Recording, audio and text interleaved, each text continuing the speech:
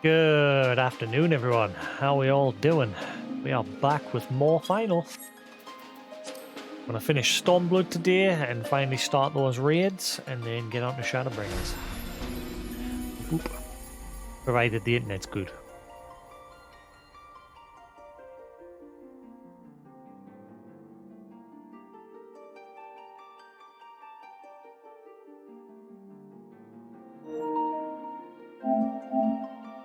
Sweet. So we finally met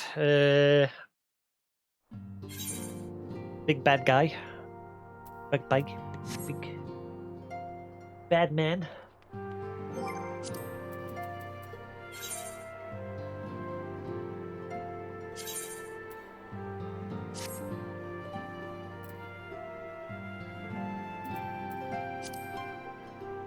Da, da, da, da, da, da, da, da. Right. Let's not waste time. Let's just get straight in. Soul searching. Alisair is at her wit's end.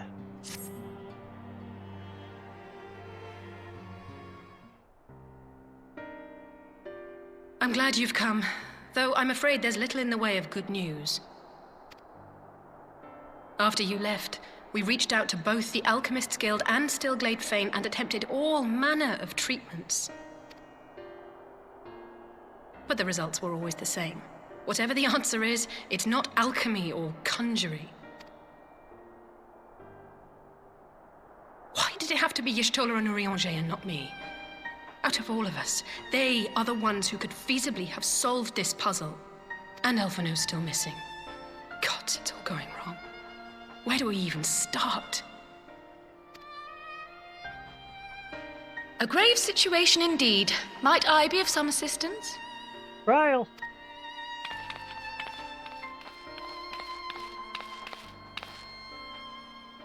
Cryle! I thought you busy delving into the mysteries of Eureka.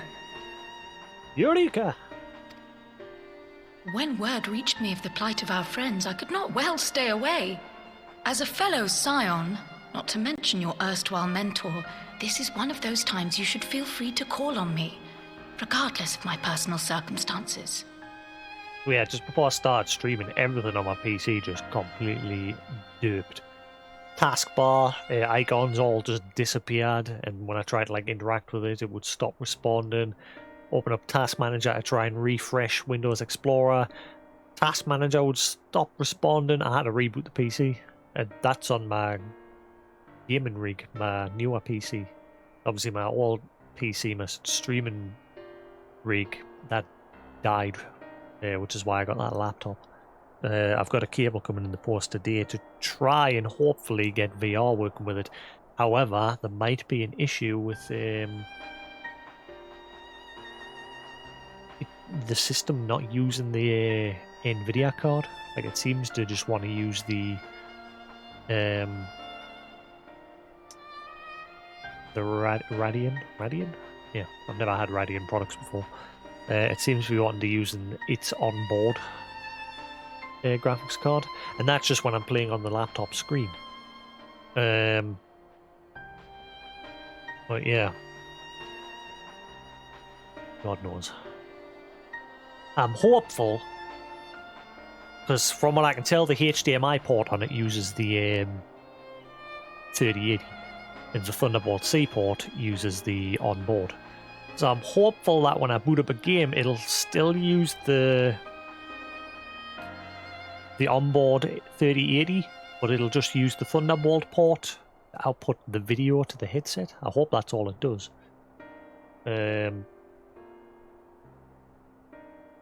Otherwise, I might have to send that back.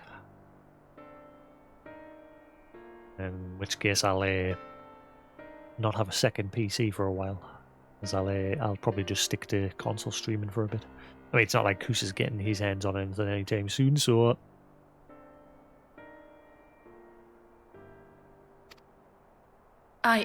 Yes, I should have thought of that. Thank you for coming, Cryle. We would welcome your insight.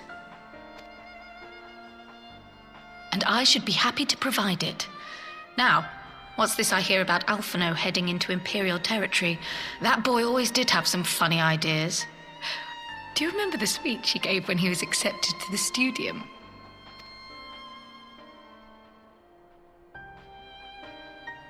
My life's goal is naught less than the salvation of this star.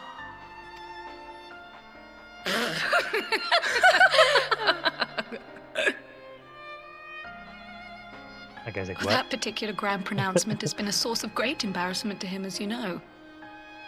But the fact of the matter is, he meant every word and has lived his life accordingly. Yes, he remains altruistic to a fault, but I'm worried he was too fixated on his goals to see the dangers, as has happened before. You needn't be so concerned. Though his values remain the same, Alphino is not the blinkered boy he once was. Slowly but surely his eyes have been opened, thanks to a certain someone. You're welcome-o. A certain someone whom he'd be mortified to learn had heard about his little speech. Mum's the word, eh?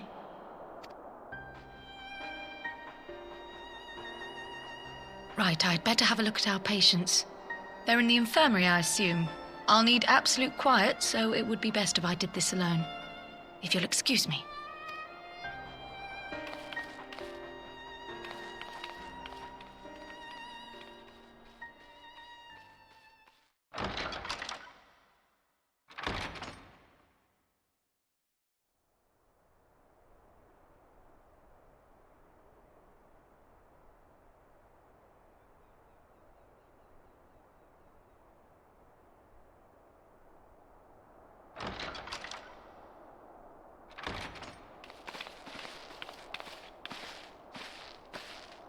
All three are in fine physical health. At a glance, I would say they were merely sound asleep. Except for the fact that I couldn't sense the slightest trace of them in their bodies. It's as if their souls have taken leave of their physical forms. Ah, yes. The Elder Seedseer made a similar observation. I've read the report. When you heard this mysterious voice, you described feeling as if you were somewhere else, yes? If we assume the ether which comprises your essence is being drawn to some other place, then it may be possible to follow the trail it leaves behind, just as we did in our search for Thancred. I wasn't around for that, but I can't imagine it was easy. Oh, it wasn't. But that's no reason not to try. I will have need of Master Matoya's crystal eye if I'm even to make the attempt. So I suggest we pay her a visit. Yay, we get to listen to the music.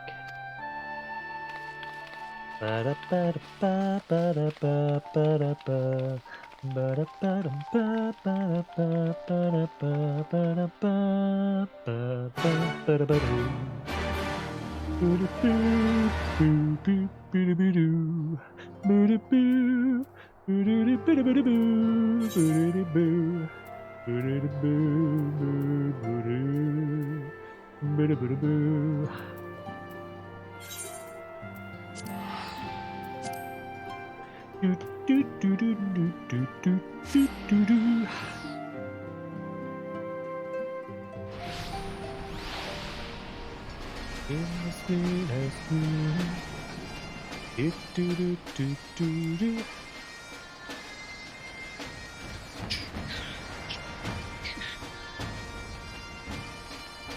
Ba da ba da ba da ba da ba da bum bum bum.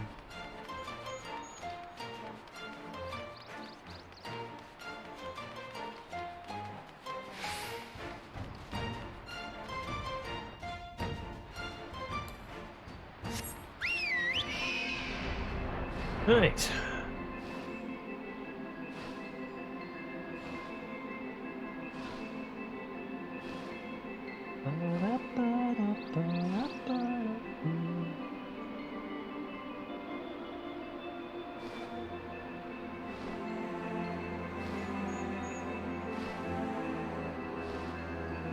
Noticed there was a patch for the game yesterday.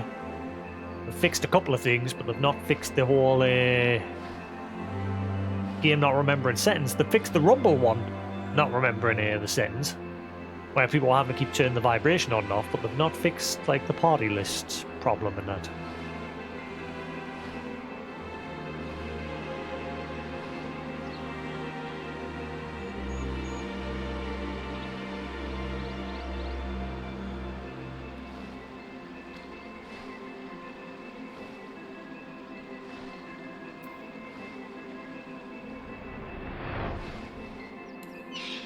Right. Please do keep Alphinore's little speech to yourself. You can be awfully sensitive at times. I'd heard Master Matoya was something of a recluse, but this seems extreme. Still, I'll happily overlook her eccentricities.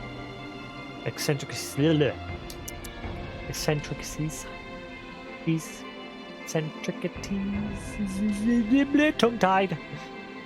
If she agrees to help us.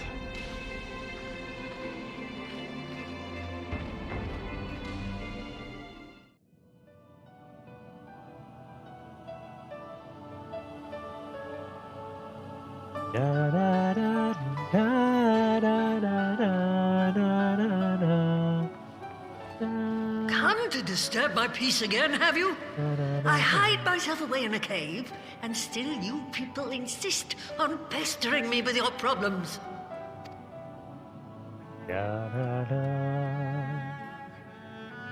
Oh, I mistook you for young what's-his-name, but I see now you're the sister.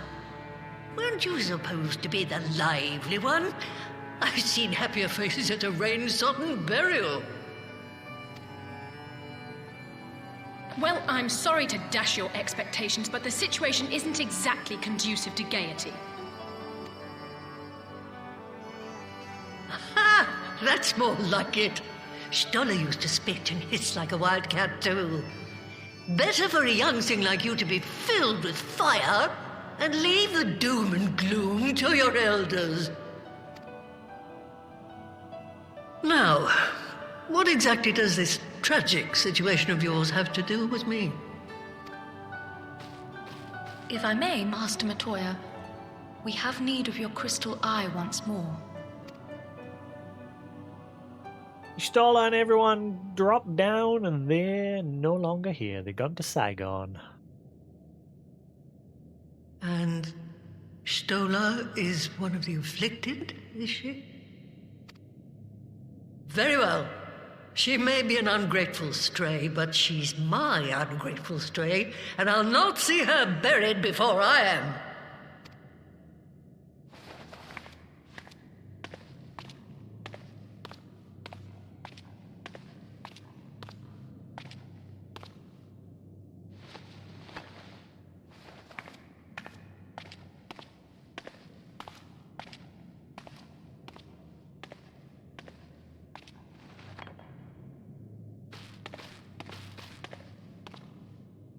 Right. Let us see what we can see. I'll begin from where our friends first fell, and cast my senses out from there.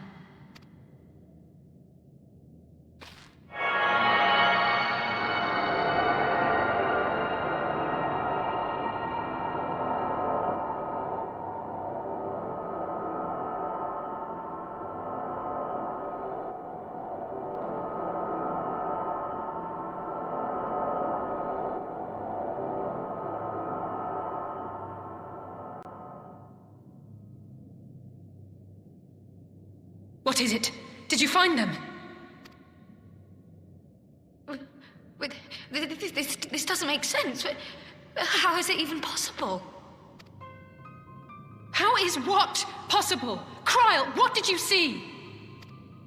The threads, they just ended. And no, I didn't lose track of them. I followed them as far as they went. It's as if they were cut off. Could their ether have dissipated if it had? Oh, gods! Their bodies are just husks. It's like the broodmother's daughter all over again. No, this is different. The Kalyana girl was already dead, body and soul, when Lakshmi effected her resurrection. Aye, let's not jump to conclusions. If their physical forms yet breathe and show no signs of wasting, then it follows that their souls must still be intact somewhere. But where? That's the question, isn't it, girl? Death has not taken them to the ethereal sea, yet there are no tracks left for us to follow.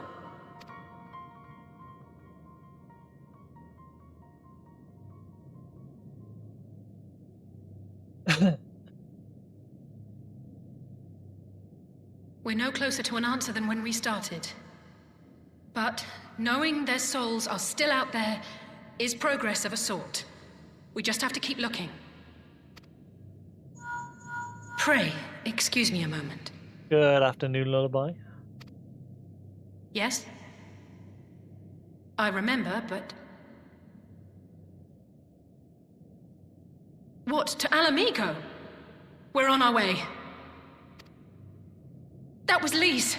Apparently, a group of Populares have defected to Alamigo, and Maxima, the envoy Alphino left with, is one of them. I'm sorry. I realize we've barely begun here, but... Go, child, go! You've made up your mind, and life's too short for dithering. I'll do some digging in the meantime and see if there isn't some other method we could use to continue the search. Let's be off then.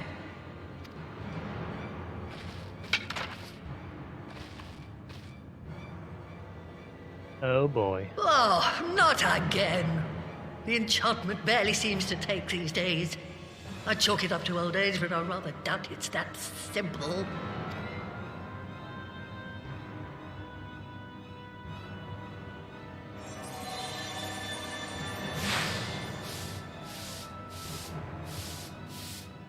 Before they took ill, Y'shtola and Urianger were sharing notes on a thinning of the ether. It seems to be happening all over. Does it now? And here I was, all set to blame my woes on that creaking mountain of refuse clogging up the Thaliac. I fear something has gone awry. Still, there's naught to be gained from starting in shadows. You can only do what can be done, and that but one thing at a time.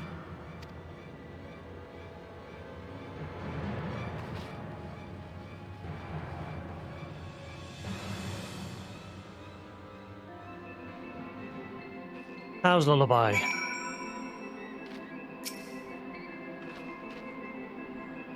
So that was the woman who tamed Y'shtola. I had this distinct feeling of being grabbed by the scruff of the neck and having the nonsense shaken out of me. Now Alphino's back. I'd like to visit again and ask her what tales she has of grandfather.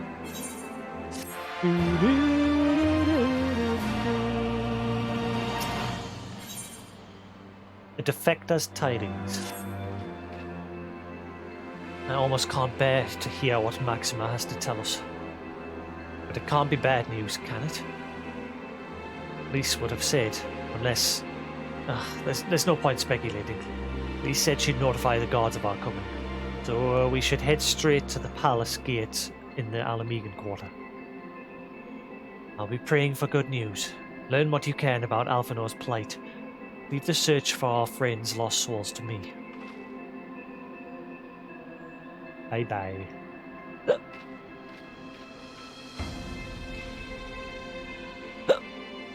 Damn it.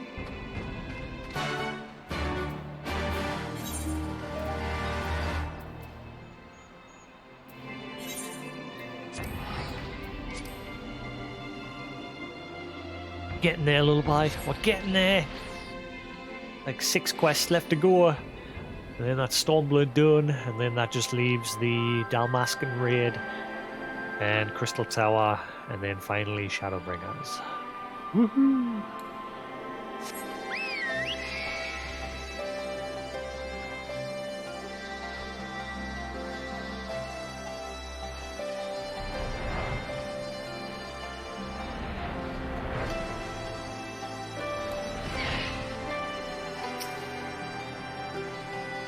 Greetings, Scions. The commander told me to expect you. Will I show you in?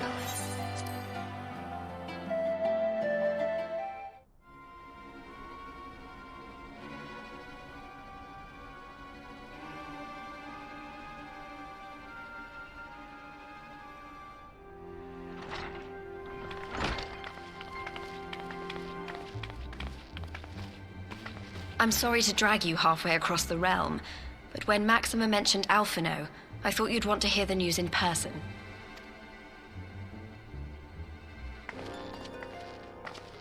Ah, we meet again. Though I was hoping our reunion would be under more auspicious circumstances. What happened to my brother? Where is Alphino? Never fear, my lady. Your brother was in fine health when I took my leave of him, and I have no reason to assume that has changed. You assume? If you will allow me, I shall endeavor to explain events. Our troubles began not long after we departed Doma. While crossing the burn, we were fired upon by the Emperor's personal guard and forced to make an emergency landing. As we stumbled from the wreckage, our attackers fell upon us again, and we would have perished there and then were it not for the intercession of a third party, a band of mercenaries whose leader claimed to pursue a vendetta against the Ascians. This shadow hunter, as he styled himself, then escorted us out of the wastes to relative safety. Upon arriving back in civilization, I gathered my Populares colleagues and prepared to flee the Empire. Master Alphino, however, declined the invitation to join us, preferring to continue his investigation into the Ascian threat. Well, at least he's not lying in a heap in the burn. Tell us more about these Ascian hunters. Who are they? And is Alphino still with them? He is. As to who they are, I'm afraid I have nothing to tell you. Beyond the fact that they root out and destroy Ascians, they were unwilling to divulge anything which might serve to identify them. They would not even reveal their next destination. But Master Alphino asked to accompany them all the same. Since parting company with your brother, we've been engaged in a game of cat and mouse with the Emperor's guard. We made our way through province after province, finding the army busy restoring order wherever we went, until we finally arrived here in Alamigo. I cannot thank Commander Aldin enough for giving us such an unexpectedly warm welcome. I'm not inclined to turn away refugees, no matter which land they call home. And if they can tell me how things lie in Garlemald, all the better. On that subject, there is much I would tell you. During the course of our journey, we heard tales that an entire rebel army had been slaughtered in the space of a single night. It would seem my former comrades grew tired of putting down uprisings in the conventional manner, and chose instead to bring a formidable new weapon to bear. Details were sparse, but the rumor alone was enough to dampen the flames of rebellion. I have also heard reports that several companies have withdrawn from their designated provinces and begun marching westward. It is my assessment that the Empire's forces are mobilizing for a large-scale military engagement. Westward? You mean they're getting ready to invade Alamigo? We knew this was coming, but not that it would be so soon. We've barely even begun to shore up our defenses. They won't stop an invading army. No, they won't. Dispatch messengers to the Alliance leadership requesting reinforcements, and send word to our officers in the field to hasten completion of those border fortifications. Prepare to meet the Imperials head on!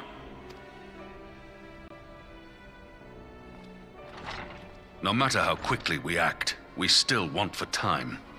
When the enemy comes into view, our best recourse will be to open negotiations with their commander, and see that the ensuing proceedings take as long as possible. Would you and Alize head to Doma and let Lord Hier know about this? I'm sure he'll want to hear about Alphino too. Consider it done. We'll send word when...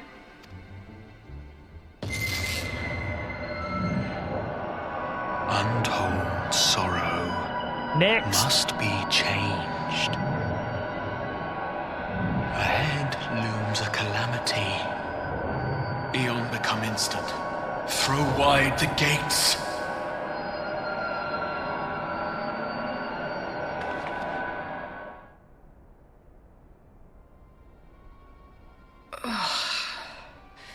You heard it too.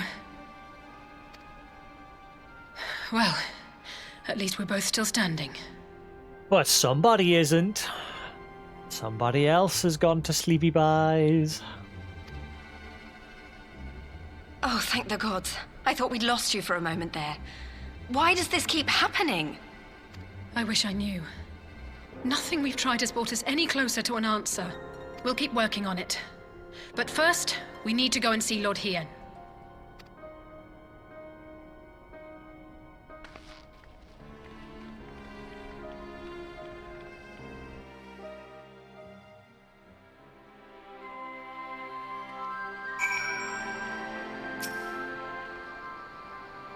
So Alphino is safe, for the present at least.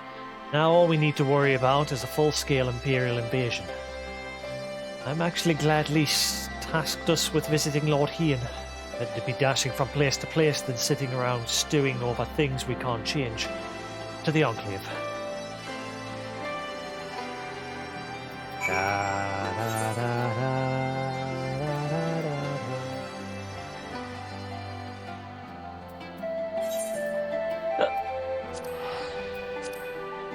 What's Lullaby up to today?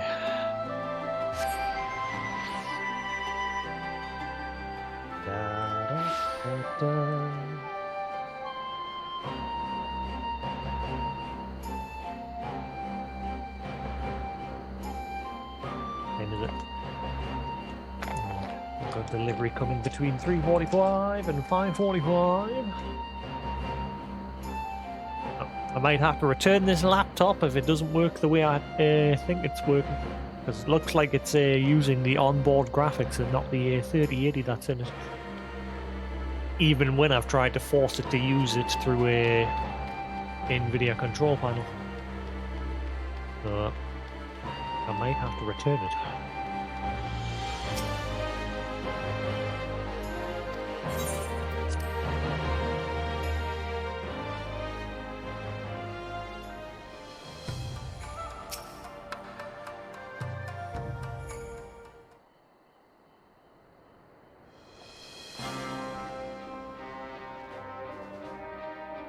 Greetings, my friends. I was just discussing future endeavors with the members of our newly formed alliance.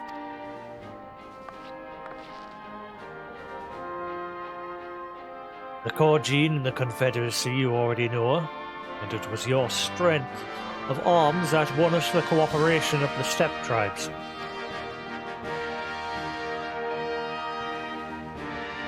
We have also been joined by our neighbours from, I can't remember how to pronounce that. I can't remember how to pronounce that. I'm going to say it wrong. Nangxia. I know that's wrong. And the indomitable citizens of Dalmasca. Though the scattered nature of the latter's resistance will somewhat delay their official induction.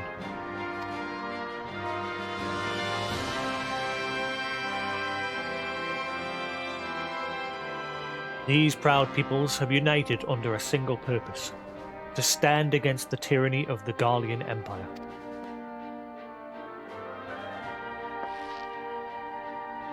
I'm glad to see your alliance is coming together so swiftly.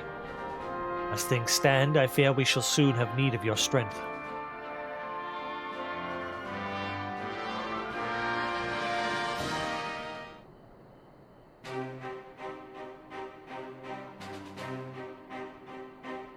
I thank you for bringing me news of Alphino. His fate is never far from my thoughts, and not only because he is our emissary. As for the sudden deployment of Imperial forces, I agree that Alamigo would be wise to shore up its borders with all haste. Every report we receive from our shinobi indicates a massing of troops in the western provinces. It seems all but certain that the Empire is poised to bring its fist down upon Eorzea. And I would help deflect that blow, but I cannot risk sending reinforcements just yet. We'll remain vulnerable to airborne assault until our wall in the burn is in place. The all-important Allagan energy barrier. The energy barrier, yes. I thought to call it something more auspicious. A name drawn from the four lords of legend, perhaps. Sirius Aegis. Or some such. Well, just a thought. The Ironworks engineers reports that they have finished calibrating the generators and are ready to proceed to the testing stage. Have you time to attend the first test? You've seen the field which protected Aziz's La firsthand, and I would be interested to hear how you think ours compares.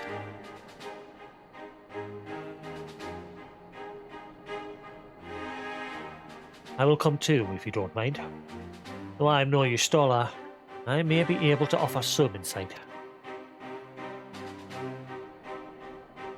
Of course, time being of the essence, it would be best if we made directly for the burn. Yugiri, I leave you and Hakudo to bring the War Council to a close. Understood. Your mounts are saddled and ready, my lord. Wear the storms.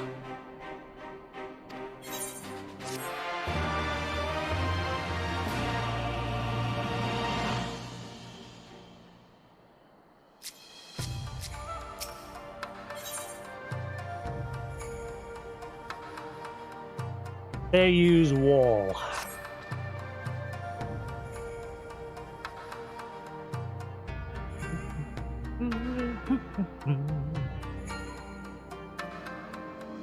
We will cross the burn by Yawl and Falcon, as before. Join me at the overlook near the House of the Fierce.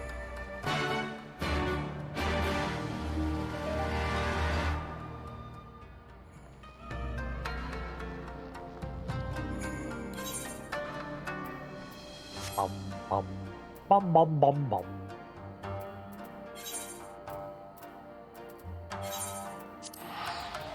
God, I can't believe it took us over 2 hours to get into the burn yesterday. Had to cut all that out from the VOD.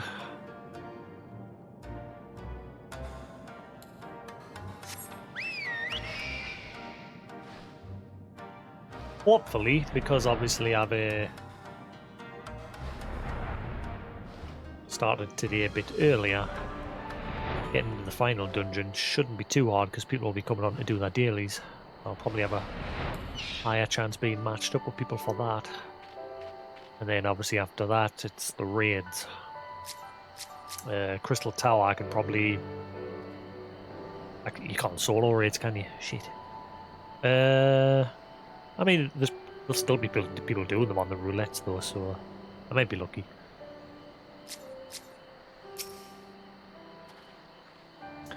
Give the word when you are ready to take wing.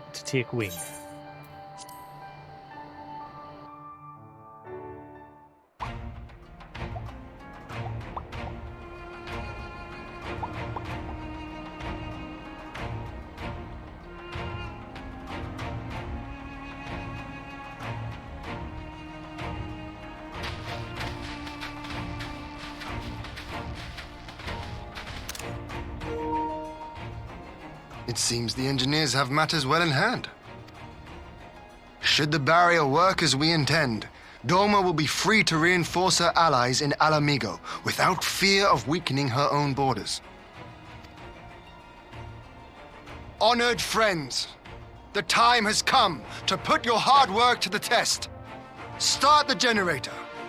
Hey, probably shouldn't do that sort of salute, mate.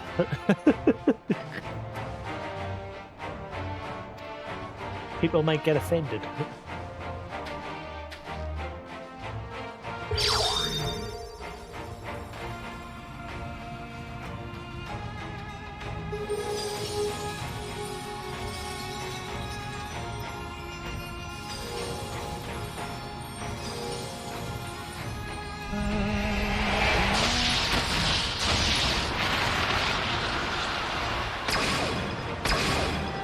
Node 1 is operational. Nodes 2 to 8 are reporting similar energy levels. The barrier is forming.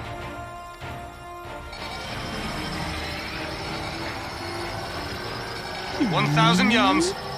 2,000. 3,000. Expansion remains smooth.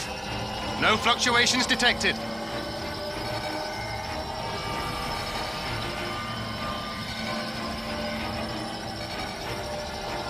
Uh, 4,000. 5,000. Target altitude reached. The barrier is holding steady at 5,000 yards. We've done it. Nice. Hey there, Neff. Thanks for the raid. How you doing? Don't know why my alert didn't clear there.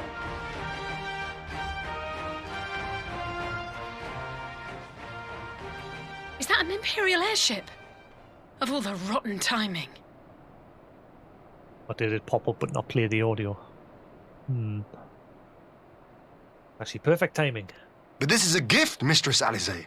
They can test our new wool for us.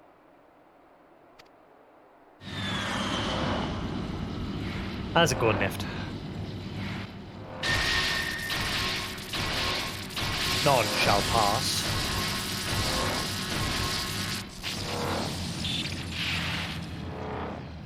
Seems solid enough, though I was hoping for a fireball.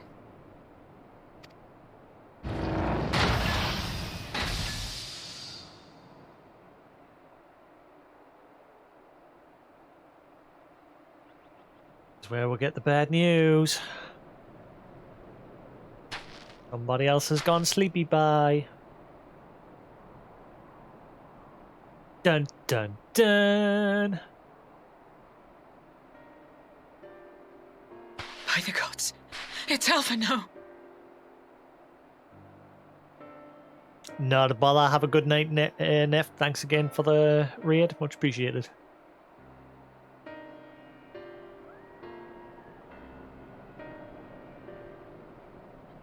Yeah, I've been slowly working my way through New Game Plus. I've beat Shadowbringers. I've not done any of the patch content, but I've beat the main story. But I decided to do a rerun of Realm Reborn, Heaven's Word and everything. Getting there. Slowly but surely. What are you? Let me go! He has my brother! And it runs Lower very the nice barrier. on the PS5.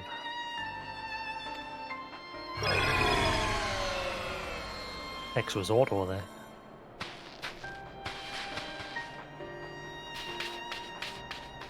Can't remember if I realise who that is. Gaius Van Belsa. Can't remember if my guy realises it's him. Be at ease, girl. The lad is not dead, merely locked in slumber. Now we can finally hear his new voice actor. No, not him too.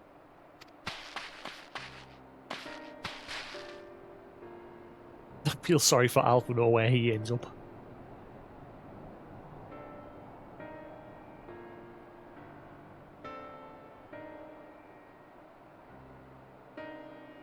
We could identify no cause and found no remedy. Thus I sought to return him to Doma, and into the arms of Lord Hien himself, it would seem. Is that the same voice actor as Grimoire Weiss? It is a day for fated reunions. But he's a bit more rougher in the voice. Grimoire Weiss has got a bit more of a smoother tone to it. His is a more rough tone. Not sure if it's the same voice actor. Would you not agree, adventurer? Or should I address you as the Warrior of Light? Nah, maybe not.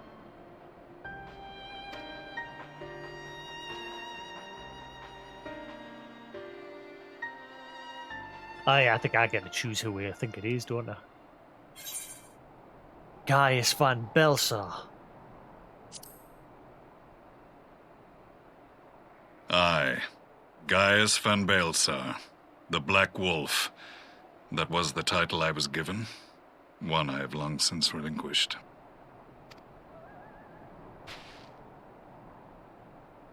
Stand down. The legatus of the 14th Imperial Legion died in Castrum Meridianum. I am no more than Gaius Baelsar, a man without rank or allegiance. Impossible! There's no way you could have survived! Do you remember how it unfolded? Flashback. How I was deceived by La Habrea? How I was convinced that reviving the Ultima weapon would allow me to bring peace to Eorzea? Such devastation! This was not my intent. The Ascian used me, as he used so many others, all to further the restoration of his wretched god. Yet even with the might of Alec at my command, you bested me. And as the Praetorium went up in flames, I was content to burn along with it. For a moment, at least. A moment of folly. To surrender my life thus would have been to betray all who died for my cause. It was for them that I dragged myself free of the rubble, and swore vengeance on the Ascians.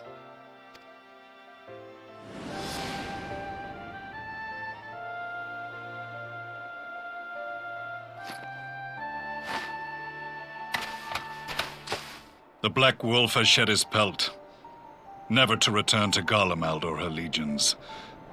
I live now only to exact revenge.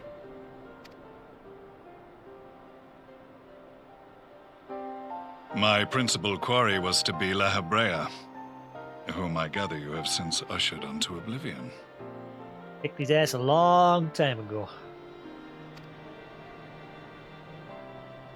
But so many more remain. Long as their kind lurked in the shadows, laboring to sow chaos throughout our world, I would see each and every one dragged into the light and put to the sword. I'll get my other mouse into my green PC so that when I'm using the keyboard and mouse on the console, I still at least have some control with the mouse.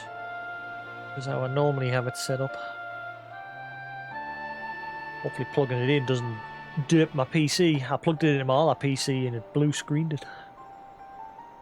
Fingers crossed. Are the Scions not of like mind? I'll wait till the end of this cutscene. In this single respect, perhaps. Then I shall continue the partnership the boy began, and share what intelligence I have acquired. Among the Ascians, the Black-Masked Ilk are subordinate to those who wear red. This you already know.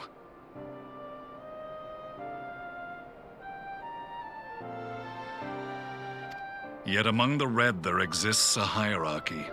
Those set adrift with the shards clearly stand below those still joined to the source.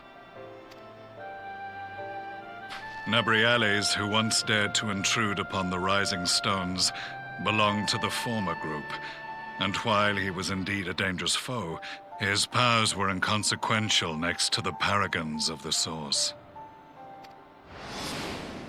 The first was La Habrea, who plagues us no more. There is also the white-robed Elidibus, and the elusive Emmet Selk, about whom little is known. Best bad guy. We have files on La Habrea and Elidibus, but I believe this Emmet Selk is new to us? As I assume my brother told you, we have evidence to suggest that an Ascian now walks in the body of the Crown Prince. Have you identified this interloper? Elidibus seems the most likely culprit. As emissary, it is his role to maintain the equilibrium between darkness and light. Your many deeds in Hydaelyn's name have upset the balance, and I believe he seeks to restore it by throwing his considerable power behind the Empire. As a leader of the Ascians, he is one of our primary targets. It was on the trail of this very prey that the boy and I came across the scene of a failed uprising. In the absence of a single Garlean casualty, we inspected the bodies of the rebels, and the lack of any external injury drew my immediate attention. Black Rose. They had been slain by Black Rose, an alchemical invention of the Imperial Army. When I yet served as legatus, I ordered its production halted and all stockpiles destroyed. Toxic gas is not a tool of conquest, but of extermination. Toxic gas? This must be the new weapon Maxima warned us about. Something deadly enough to sweep away all resistance in a matter of hours. Gods. You don't think they're planning to use this in Alamigo, do you? Put your fears to rest. We infiltrated the production facility and destroyed all existing stores of the chemical along with the plant itself. Even should they rebuild the operation, they will not soon manufacture another batch.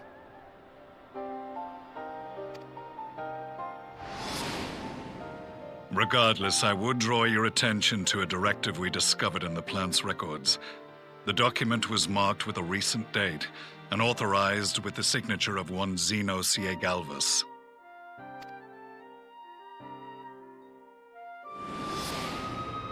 A dead man signing the death warrant for thousands. 'Tis bad comedy.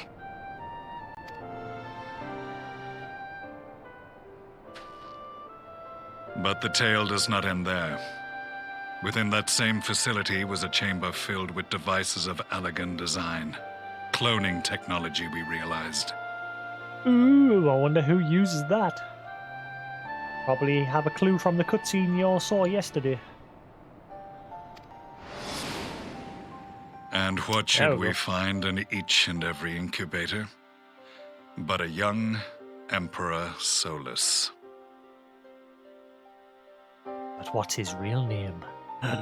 Remember I said he's an Asian. Dun, dun, dun, dun. Piece it together.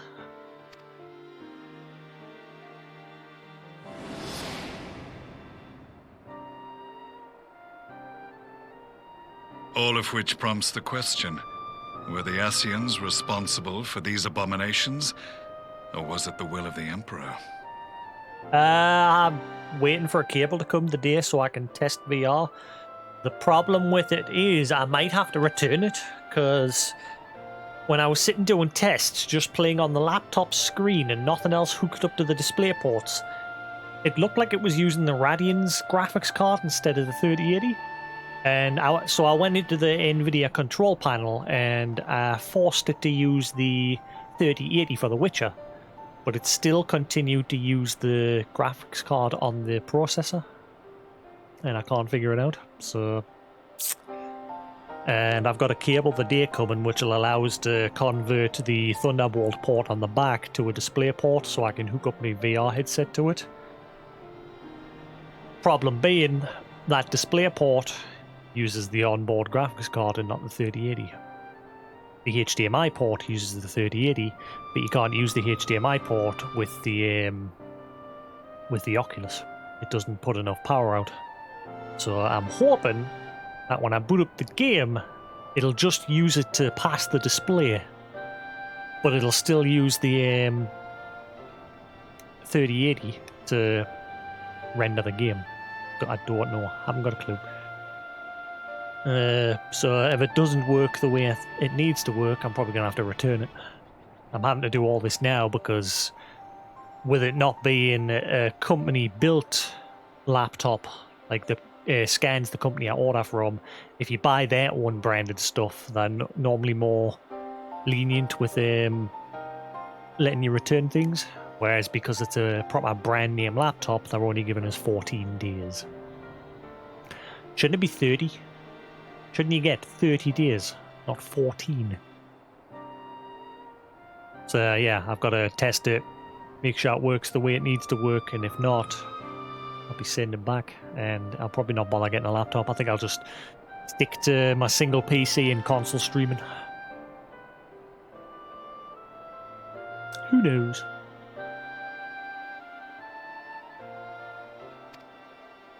I must know which hand guides the Empire. Though I have given up my rank, I am yet a son of Garlemald, and I will fight for the future of my homeland.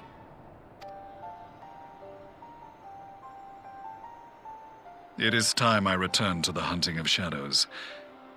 We should focus on our common foe. To reopen old quarrels now would serve no purpose. You saved my brother's life, so I'm willing to let sleeping dogs lie. But in truth, it's not my decision to make.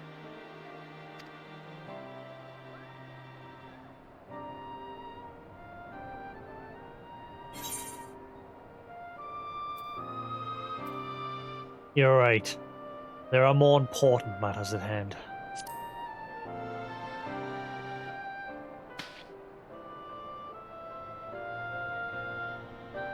There was a time when I scorned those who placed their faith in false gods, even as I, in my blinkered conviction, place mine in Ascian promises. Unlike yours, my strength of will and my restraint was found wanting. We shall meet again, warrior of light. I don't know if it's utilizing both, you see, the laptop. When I go into the processor, it's got GPU 0 and GPU 1. GPU 0 is assigned to the 3080. GPU 1 is assigned to the onboard Ryzen CPU graphics. And when I boot up The Witcher and look at that, it says The Witcher is using GPU 1, which is the onboard. But I can see activity at the same time on the 3080. So I don't know if it's, like I said, using the graphics card to do the main processing of the visuals, and then it's passing it to the display port via the Ryzen graphics. I have no idea. I'm going to test it out, and then I'm probably going to ring Asus, because I tried to ring Scans yesterday, and because it's obviously not their own built laptop, the guy that I spoke with wasn't very useful.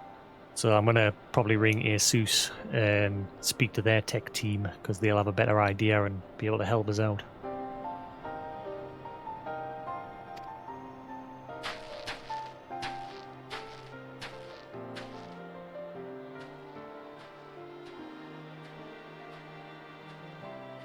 So that was the infamous Black Wolf. An unexpected ally, to say the least. It's annoying because the next laptop up from that's the cheapest 3080 that they were selling. Again, it was $2,000. The next one up is only a couple of quid more, like literally £2 more, but it's a Scans built brand, and I don't want that because I had a Scans built brand like a year or two ago, and it couldn't even play The Witcher or Gears of War. I'd boot up a game and it would just overheat and turn off. So I returned it, and they were like, "Oh, I'm getting high temperatures as normal." And I was like, "Not if they're hitting 100 and shutting off. That's not normal." Especially with a system that could clearly handle those games, because it had like a 20, at the time it had a 2070 in it. Well, the 20 series was still new. And yeah, it couldn't even handle Gears of War, The Witcher. So I sent that back. Whereas this laptop, it does play The Witcher on max settings with no issues. The temps get up to about 78. The highest they peaked was 80, which again, that's perfectly fine. It's when they start getting towards the 90s where you've got to start be like, However, I did notice that it was saying it was using 100% of the 3080 with The Witcher 3. Which, again, it shouldn't be doing that, especially when it's only it's playing on max settings at 1080. I don't think it should be utilizing 100%. So again, I think it needs some tweaking, because I'm not very laptop savvy. I'm more savvy with PCs. I need a bit of assistance, so I'm gonna have to ring Asus.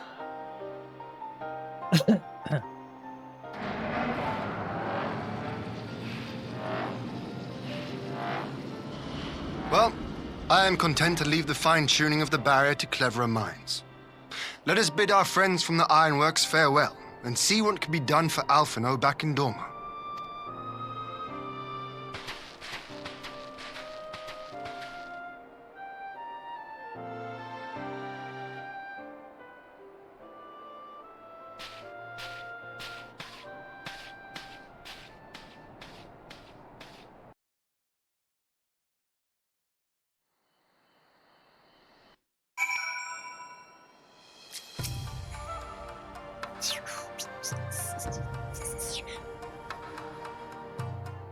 Oh crap, I forgot to plug in that mouse. Okay, I'll do it now. Hopefully my PC doesn't just go up.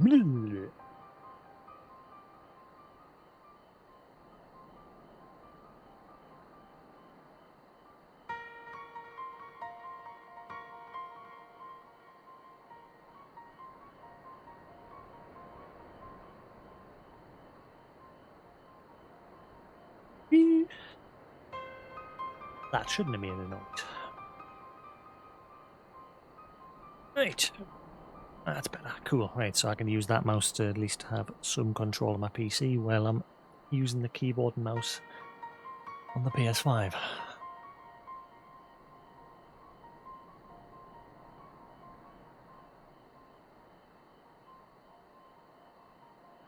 Alpha Noah safely is... What is going on?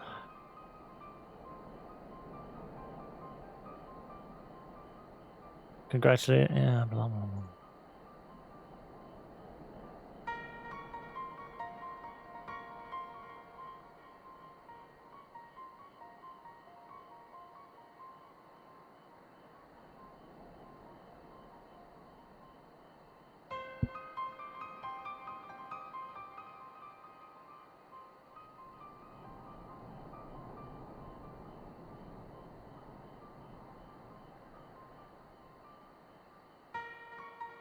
One second.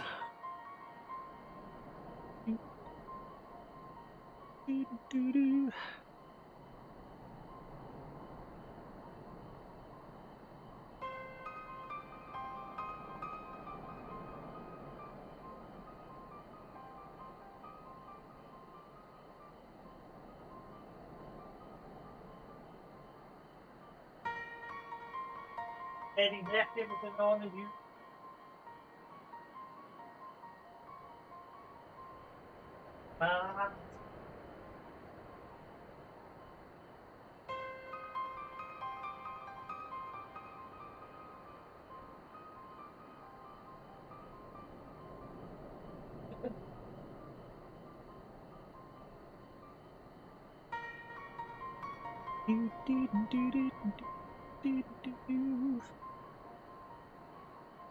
Right, where is my delivery? Hands up. Yeah.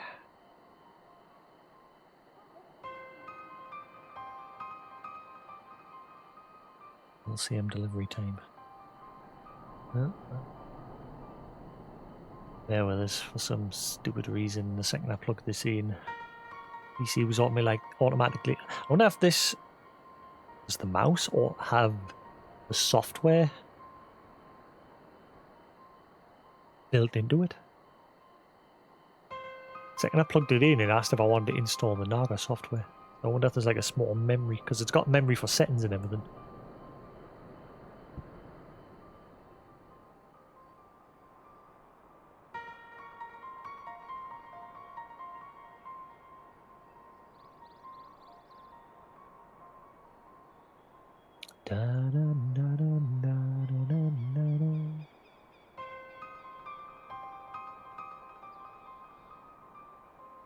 Any second now. It's taking a while to install this.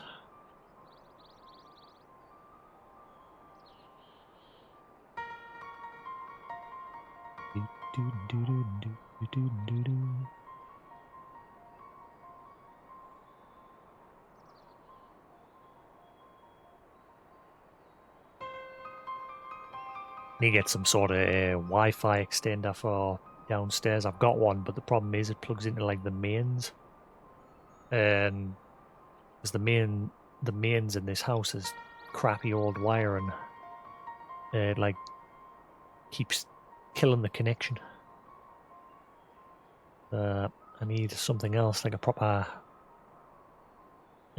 secondary router to link up with the main and share the wireless. Oh, it's taking forever to install this. I'd like to carry on, please. There we go. Cool. Right, Alvino is safely ensconced in a private chamber. My finest healer is examining him as we speak.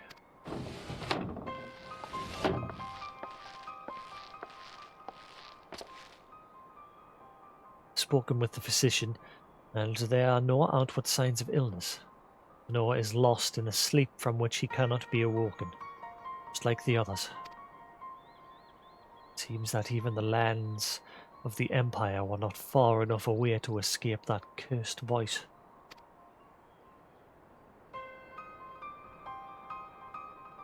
Share your frustration, Alizé, I do. But Alphinaud is returned to us alive and otherwise unharmed. All that remains is to find the means to wake him. Till then, you can but fulfill your duties as a scion. Yours and your brother's both. You are right, of course. There are arrangements to be made and little time to make them. The business then, my lord. Now that we know Siryu's wall works as intended, we can expect reinforcements for Alamigo. You most certainly can. As promised, we will send troops to bolster our allies in Eorzea without delay. Pray be aware, however, that they will not arrive without delay. Save for some few who boast teleportation magics, the bulk of our forces must be transported by sea, a lengthy voyage for which the smaller vessels favoured by the Confederacy are ill-equipped. Accordingly, I mean to enlist the assistance of the East Aldnar Trading Company in finding suitable ships. As for navigating the distances in question, we are in the happy position of being able to call upon those who plotted the course of my people's exodus to Eorzea. Beyond the procurement of ships, I think it's unlikely that our East Aldnar friends will consent to any involvement in military operations, but I am certain they will afford Alphinaud a berth aboard one of their vessels. She'll have a chirurgeon accompany him every ilm of the way to the Rising Stones. You have my thanks, Lord Hien. Yukiri, I will go on ahead with our friends to Alamigo, enlist all those capable of teleportation, and put them to the disposal of the Eorzean Alliance as soon as possible. They will form the vanguard. Yes, my lord. This is exactly what we'd hoped for. Lys and the Alliance leaders will be glad indeed to welcome the combined strength of the East.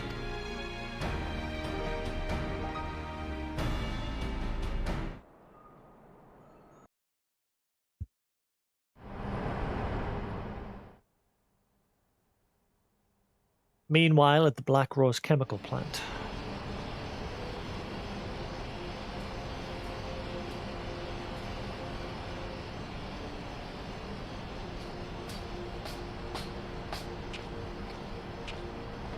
Our supplies of Black Rose have been ruined, but the new plant is already under construction. We should have the first batch ready in time for the offensive, Your Radiance. See that you do.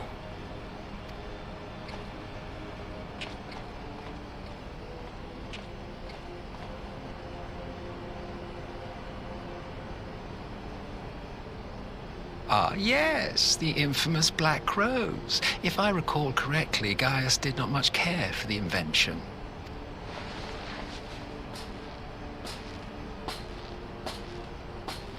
A ruthless and indiscriminate weapon indeed, this airborne poison. It seems you are capable of making decisions worthy of your bloodline.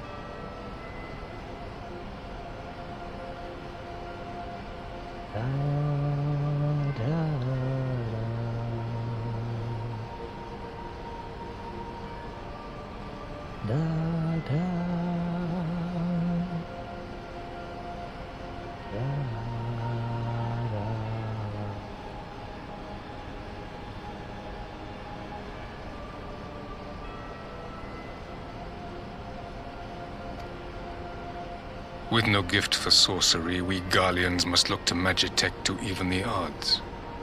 If it spares the needless deaths of our soldiers and serves the cause of this empire, there is no method I would not employ.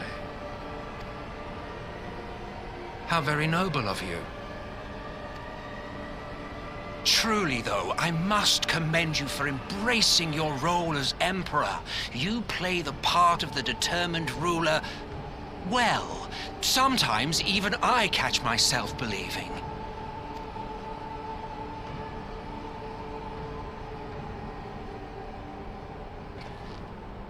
A silent agent of death. Now that I think on it, Black Rose may well possess the perfect aspect.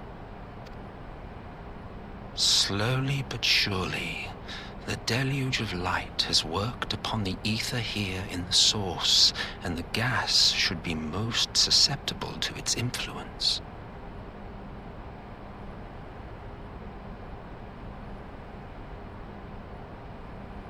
Again, I've got to keep an eye on this delivery. Keep my phone in front of us here.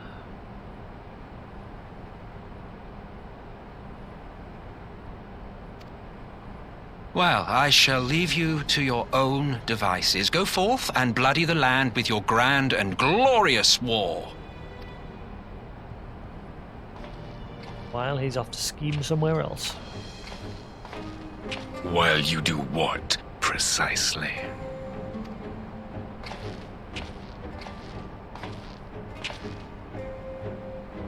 Need you ask? I will be doing what all Ascians do. Sowing chaos. I am well aware that your kind exists only to usher in the next calamity. But you seem oblivious to the harm your singular agenda causes to the Empire. You cannot have forgotten the events which followed your mortal demise.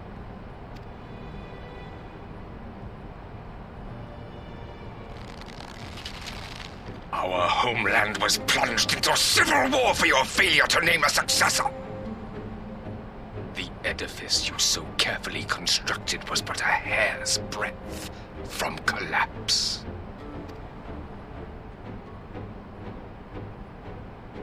Are you truly so naive? You thought me oblivious to the consequences of a departure so painstakingly timed? It was by design?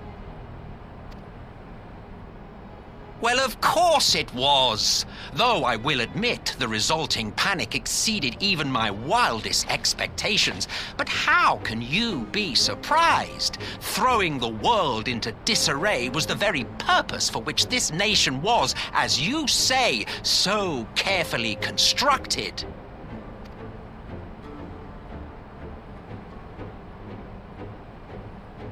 Now, if you have no further questions, I must be on my way.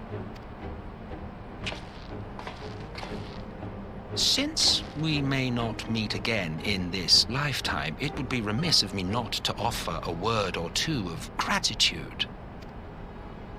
I really must thank you for this surplus of vessels. I can mold any host into my own image, but having bodies tailor-made for me in this fashion is so much less tiresome. You dabbled in Allagan cloning techniques, yes? It certainly is a compelling, not to mention entertaining, field of research. And of all the options available, you chose the founding father on whom to experiment. You have a twisted streak to you, Varus, like grandsire, like grandson, hey? My boy, what I say, lad, eh? If events play out as planned, this will become something of a family enterprise. You will be the capstone of this world, I the anchor and shard, and together we will give the lie to this star's fraudulent existence.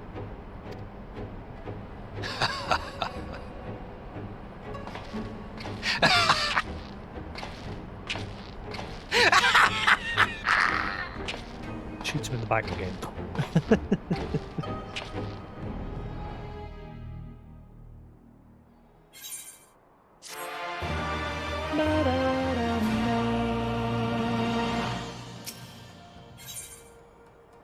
Parley on the front lines.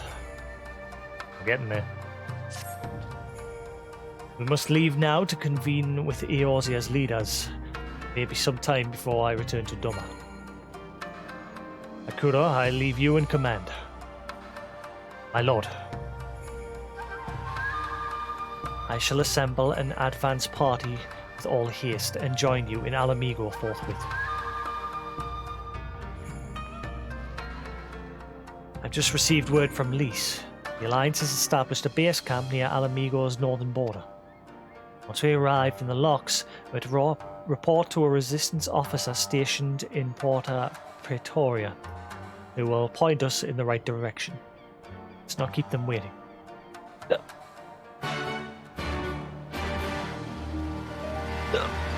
Damn it!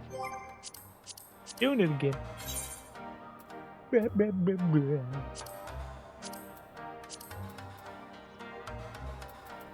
Only 4 more to go. Whoa, whoa, whoa.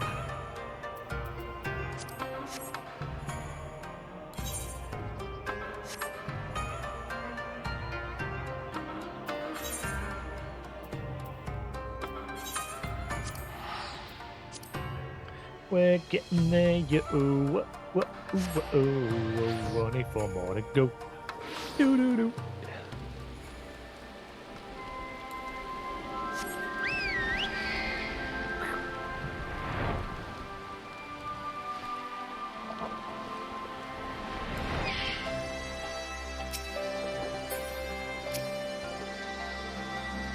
Here we are again, ready to fight the same foe, yet I would not be anywhere else.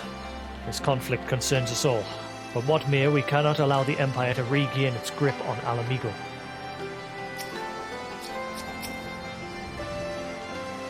Yeah, I think we found the guide Lys mentioned.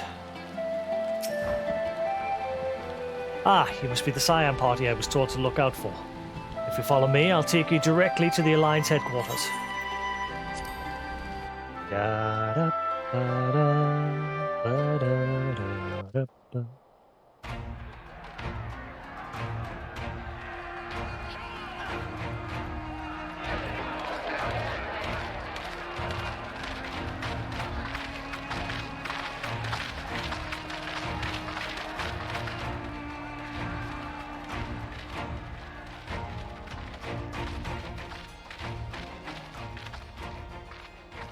Welcome back, you two. Greetings, Lord Hien. Glad you could join us. Glad to be here. I would have come sooner, while our own defense is not in question, but I am pleased to report that our soldiers are assembling for deployment to Alamigo as we speak. We're grateful for your support. Thanks to the efforts of our allies, it won't be long before we've established defensive positions on this front as well.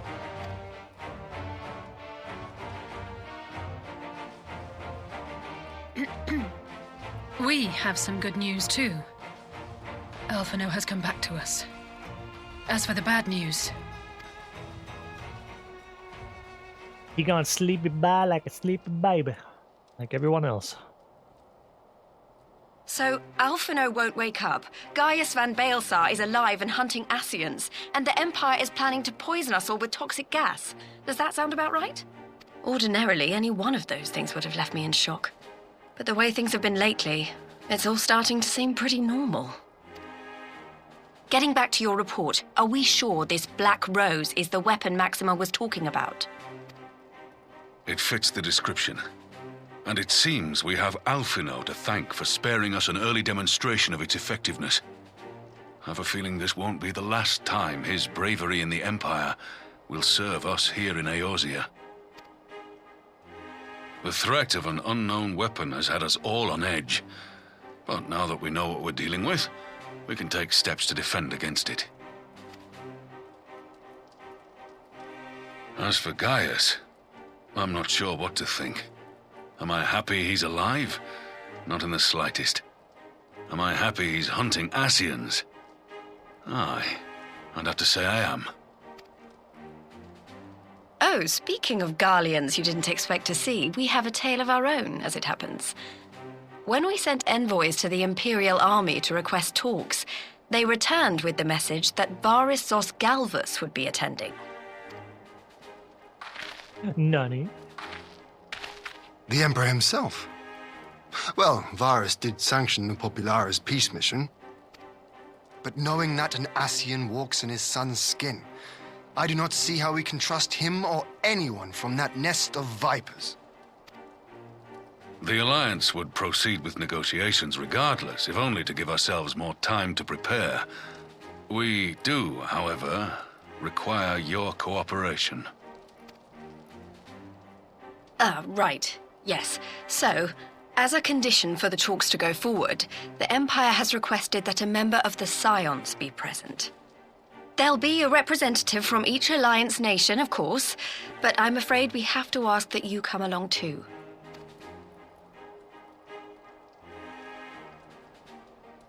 God, Lise.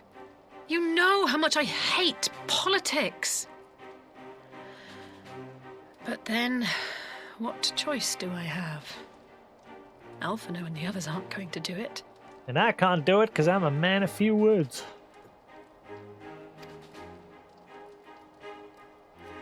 Very well. I shall attend as the Scion's representative.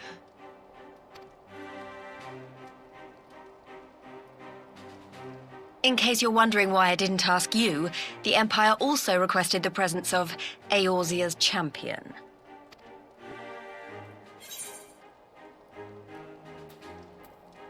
I'll be there. That's settled then. We don't know what Varus means to bring to the table, or why he wants you there, but having you close at hand will make all the difference. The meeting will take place on the border. Anticipating an early assault, we mean to position the bulk of our forces nearby. The Alliance leaders should already be on their way. Once you're ready, we can head out and join them.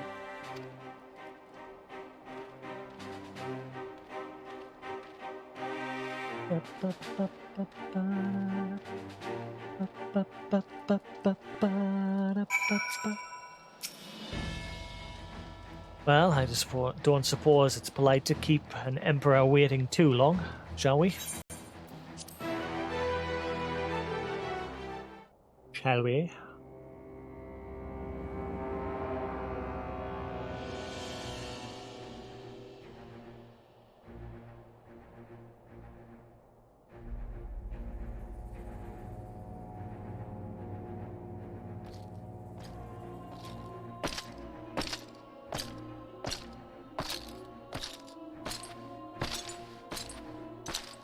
Eyelash, put my eye. Stop it.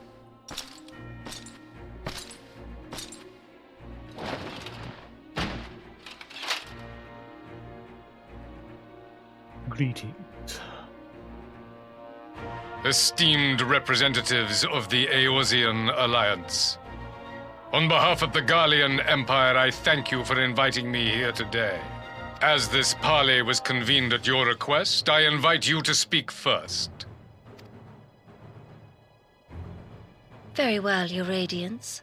I, Nanimo Ulnamo, 17th in the line of Ul, should be pleased to oblige you. As recent events in Alamigo and Doma have made plain, the subjugation and exploitation of neighboring nations is not a sustainable policy. Should this day end in war, you may very well defeat us. But you will never extinguish the people's desire for freedom. Though it may not be in our lifetime, there will be another revolution, another war, and the cycle will continue. Doma has entered into a concord with the nations of Eorzea, a partnership wherein we recognize one another as equals.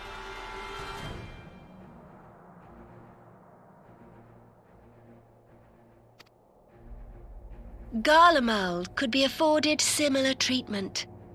You need only set aside your ambitions and join us in paving a path towards peace.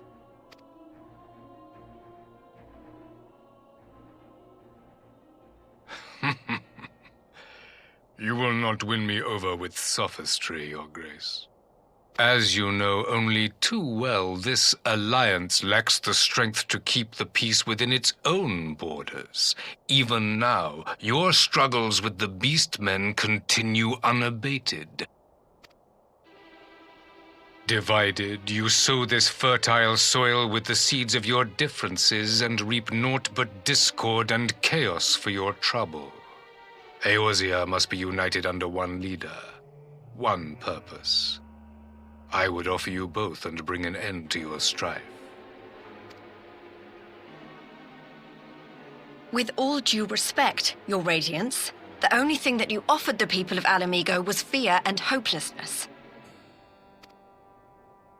The citizens of Dorma can also attest to the meager arms of imperial rule. There is no purpose to be found in a life of oppression, each day more uncertain than the last.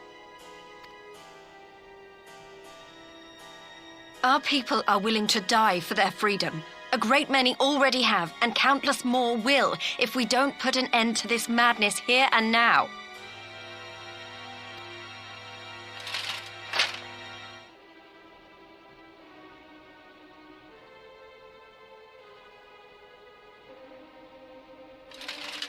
We brought order and stability to your lives. This madness and bloodshed is of your own making. You broke the peace, not Garlemald. Peace. Order. You kill our peoples, despoil our lands, take everything that is ours. And what? You expect us to lick the boot that grinds our faces into the dirt?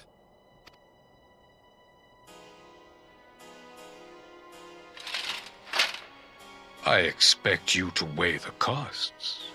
To recognize that countless lives have been lost on both sides in pursuit of a greater good, and to not squander all we have achieved in a fit of petulance.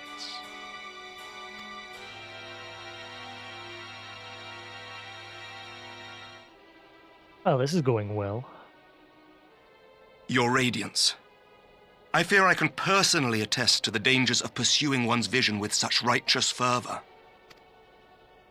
For 1,000 years, the Holy See of Ishgard waged war with dragons.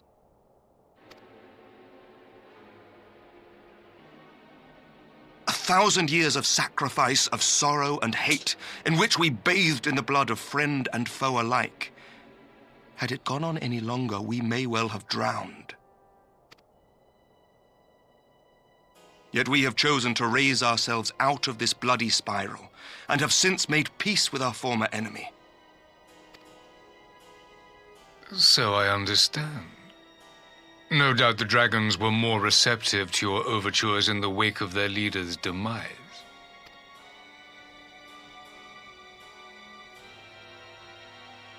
You speak of peace, yet use war to achieve it. Your father would not have bothered to obscure his intent with honeyed words. He understood that strength is all that matters in the end. That helmet was way a ton. A big ass metal helmet on his head. Without his clarity of vision, I can but wonder what will become of Ishgard and her people.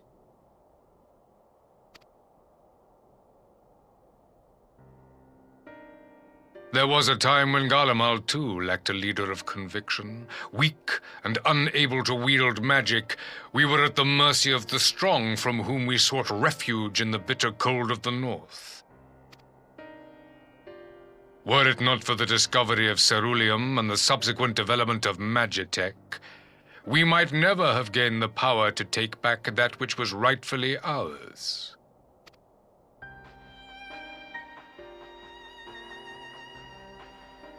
You speak as if your people were the first to have been driven from their homes. Limsa Lominsa was built by wayward souls in search of a place to call their own. On the shores of Vilbrand we found it. She got loud. And from those humble beginnings did we grow and flourish. And all without robbing our neighbors of their liberty.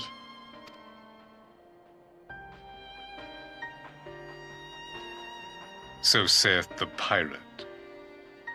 Am I to believe that you simply asked the kobolds to yield up their lands and that they were happy to oblige you? That you did not drive them out like rats in the hold of one of the many ships seized by your privateers? He's got an answer for everything.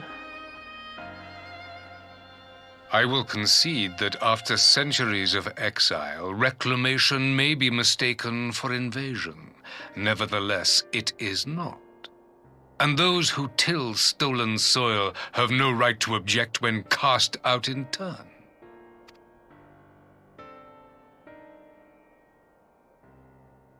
Your uncompromising nature rivals that of the Ixal. They too lament circumstances which they themselves perpetuate. Were they but to embrace peace, we would welcome them with open arms. Indeed, some few have done just that, and now receive of the 12's Wood's bounty. Would that your people might learn from their example. Next.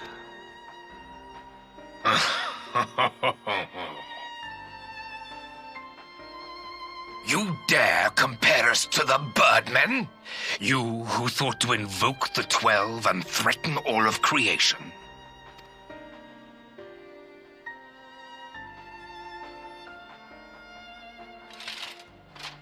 I came here in the hope of finding some speck of common ground, but I see now these discussions will accomplish nothing. Despite what you people may believe, I am not wont to choose the sword over the olive branch. 'Tis but a pity men are loath to accept one without first being shown the other.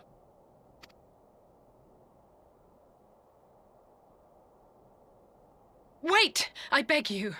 This meeting was supposed to be a chance to find a way forward together, not to bemoan the missteps which brought us here. Please. If you truly consider violence a last resort, there must be a way we can come to an agreement.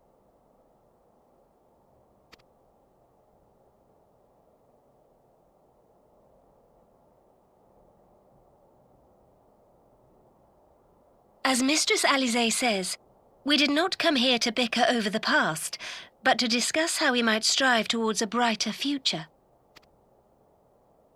Emperor Varus, may I suggest a short recess, that all present might compose themselves prior to beginning anew?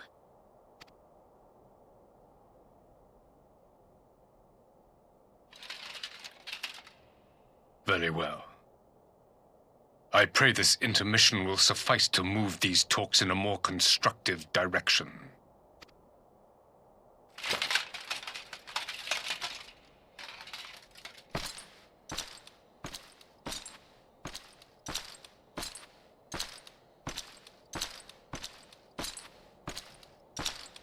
That armor must weigh a ton.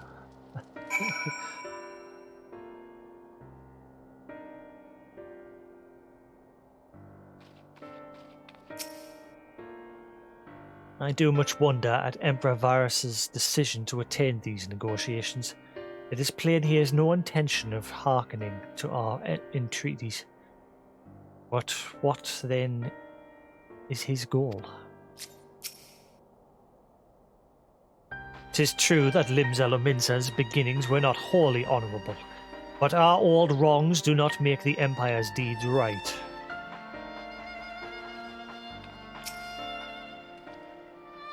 Whatever brutal I had in mind was lost when Varus mentioned my father. A rebuttal. The man is certainly skilled at keeping his opponents off balance. For a moment I feared our talks would descend into violence there and then. Alize speaks of her dislike for politics, but her honest plea may very well have prevented an early battle.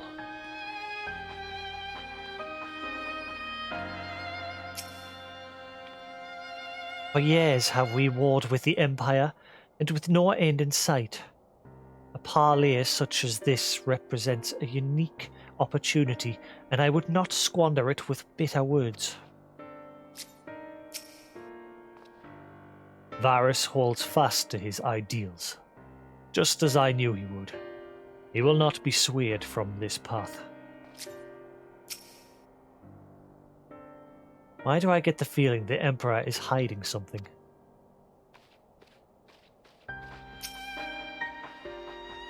Phew, this is really not my forte. After His Radiance's little performance, it was all I could do not to swear at him. I honestly don't know how I ended up playing the mediator. I just asked myself what Alphinaud would have done. Tried my best to do the same, and by some miracle it worked. There really is no common ground to be found with that man, nor do I think he looked for any. The question becomes, what did he come here to do? Because you may be certain it wasn't to make peace. Whatever it is, I can't make it out, not yet at least. We do have a little time before the parley is due to reconvene, though, so why not try consulting our illustrious leaders? Mayhap they have some insight to share. Uh-oh. Have I got to speak to them and just listen to what they've already just said? Ah. Are they going to say something different? I will say one thing for Varus. He is well versed in Eorzean history. His interest in our affairs is that of a beast in its prey. The Conqueror would know his enemies. All should know their enemies, yet there is much and more we do not know of the Empire.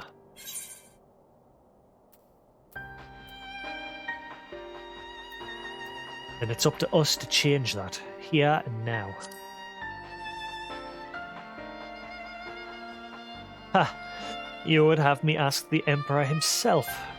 Well, mayhap there is some wisdom in that.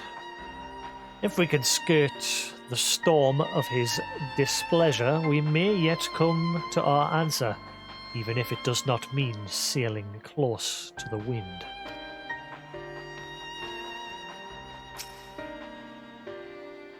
This parley was never like to bring peace, but I had hoped to learn something of Emperor Varus's relationship with the Ascians. As had we all. Yet, if he is in league with them, he is not like to volunteer the fact. And if he is not, how much weaker would his position seem for their presence? If we are to broach the particular subject, we will need to be subtle. But that I knew more of the man. If you would indulge me, Lord Hien, you received an imperial education, did you not? Is it true that the Emperor's will is considered absolute? There is no higher authority in all of Garlemald, nor else in the heavens come of that.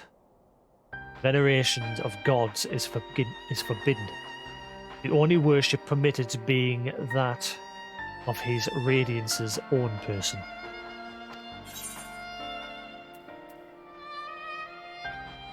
That sounds suspiciously like a religion in itself.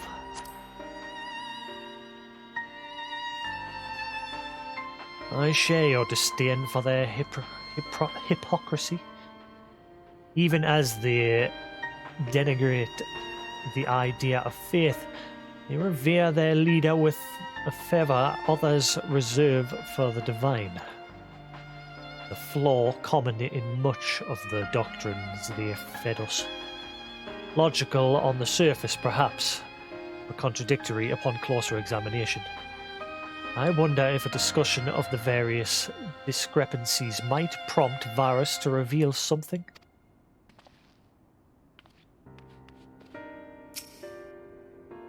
"12 have mercy, but for Lady Alize's timely interjection, we might well have come to blows at the negotiating table.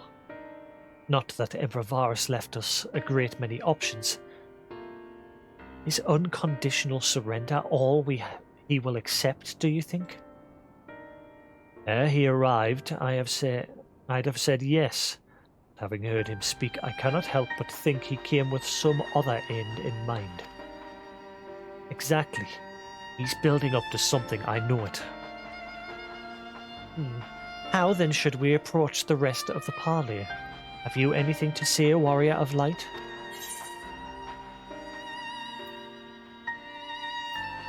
Invite Varus to explain himself. You believe he is more apt to reveal the truth if we put him at his ease? Mayhap you are right. Thank you, Jasix.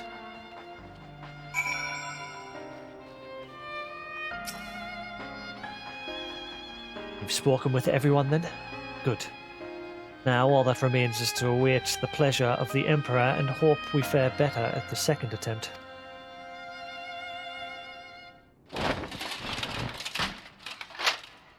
Now then, who would have the floor?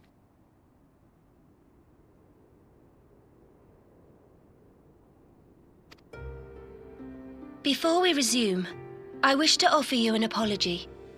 After you graciously accepted our invitation to discuss an armistice, we have done naught but rebuke you at every opportunity. I believe I speak for all of us when I say we are deeply sorry for our discourtesy.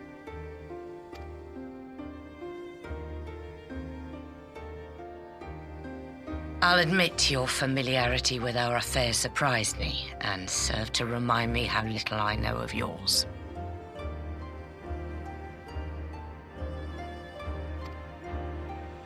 I think all here can understand the desire to reclaim one's homeland. But why expand further? That is my question.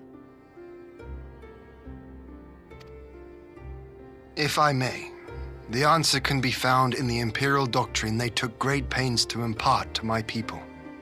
Recognizing the threat icons pose to the world, Solus Zos Galvus decreed that they were to be eradicated. To this end, he began a campaign to unite all lands under the Garlean banner. Whoa. Or so we were taught. Yet the Emperor only reached the burn, the Baron said to have been laid waste by icons, after conquering all the lands that lay between. What is more, I am quite certain the practice of summoning was not nearly so widespread in the days before the Empire's founding. When you put it like that, it all starts to sound like an excuse, doesn't it? But to distract from what? Why are you really waging this war?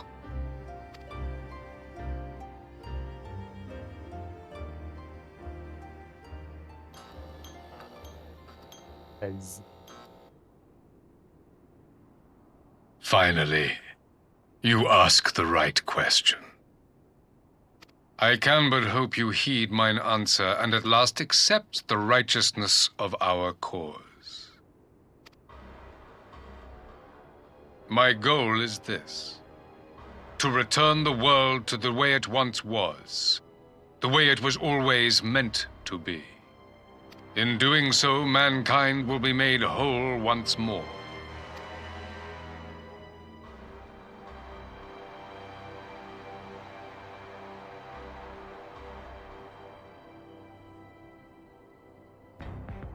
No longer will we suffer from the dissension born of our differences. There will be but one race, a perfect race, as we were when time began. Hey, does this sound familiar to real life? What in Rolga's name are you talking about? Are you beginning to understand who the Garleans sound like?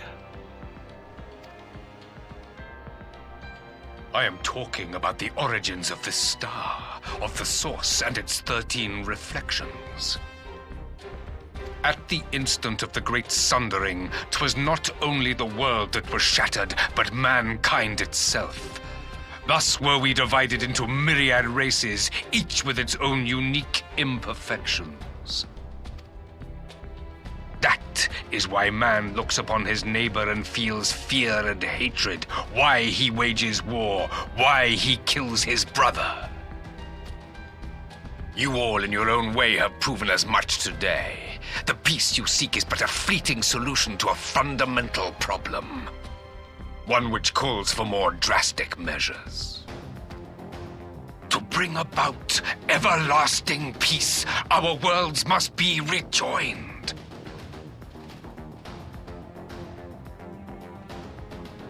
That is the goal the Empire would see realized. The glorious future unto which we shall one day shepherd mankind.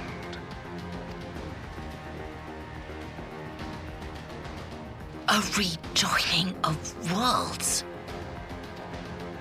I have heard this tale of the Source and its reflections before. I wonder if that'll actually happen in the end. At the end of Endwalker, will the joining actually come about?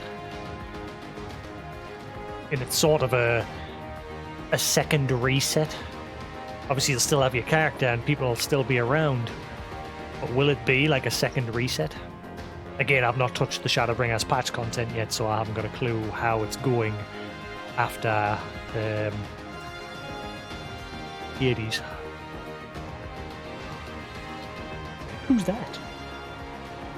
Find out later. Are these not the self-same desires as the Ascians? Emperor Varys, do not trust in their words. They will lead you to your doom. My father thought to use them, but in the end he succumbed to their temptations. He embraced summoning like so many other pawns before him.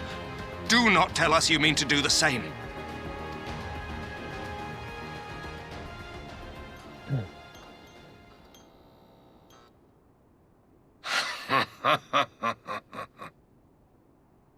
To be a pawn, free from the burden of choice, would be a blessing.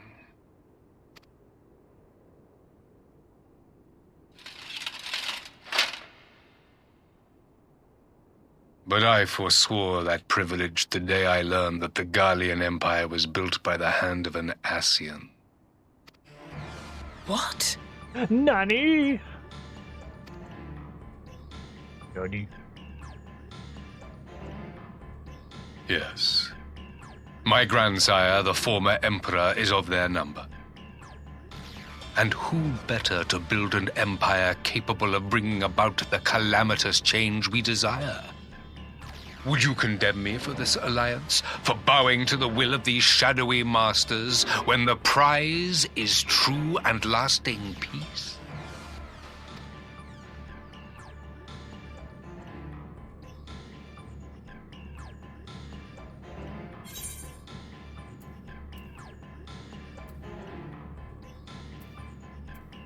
I will stop you and the Ascians no matter the cost.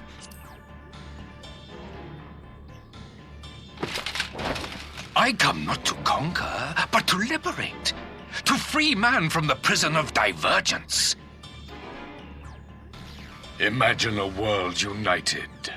One perfect race beneath a single standard. An army before whose might these servants of darkness and light would fly as leaves in a storm, never again to meddle in man's affairs. We would be the masters of our own fate. Crazy eyes. I bid you join me, not as subjects of Garlemald, but of a new nation. And together we shall win freedom for ourselves and generations yet unborn.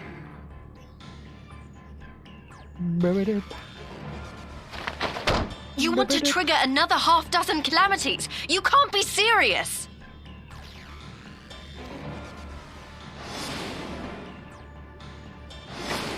Have you forgotten how many died? There will be no one left. Do you truly imagine we would aid you in your bloodletting? It is unthinkable! Unconscionable! Impossible.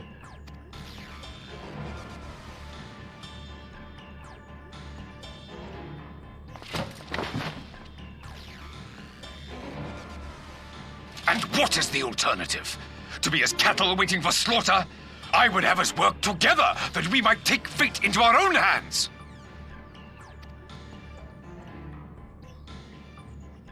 Into your hands, perhaps.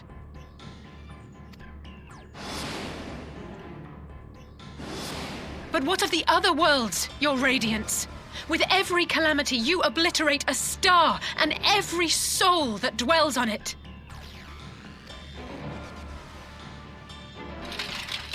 the Ascians, we are all but tiny, momentary specks within an indifferent universe.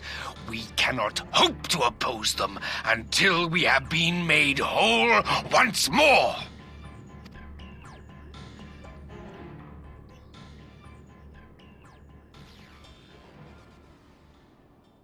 Are these truly the words of Garlemald's ruler? The flaws and foibles which you so abhor are what make us who we are. Every nation, even yours, Emperor Varys, is made whole through the combination of these imperfections, the strengths of one compensating for the weaknesses of another. While it is true that man succumbs all too often to anger and avarice, he may yet overcome his baser instincts through the forming of bonds with others, fostering community and cooperation. That the protector of an empire should not only reject these fundamental truths, but seek to change them at so dear a cost to life is indefensible. Such a man is not fit to govern.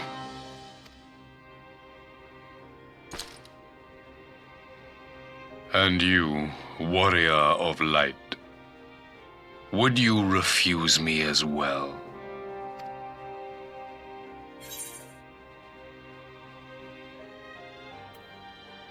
We can defeat the Ascians as we are.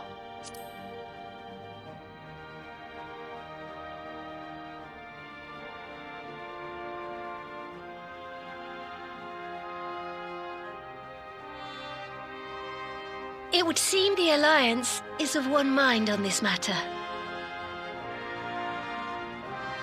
Look at that finger. Look at that line coming off her finger. Texture stretch going on. Very distracting.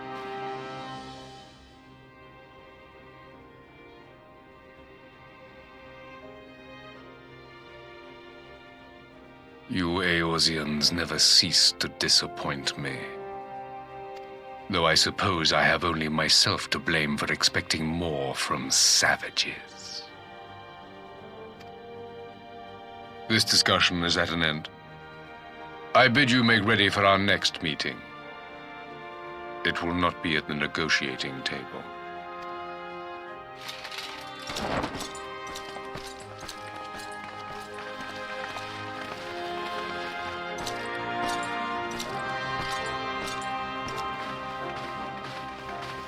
Yep. That one will.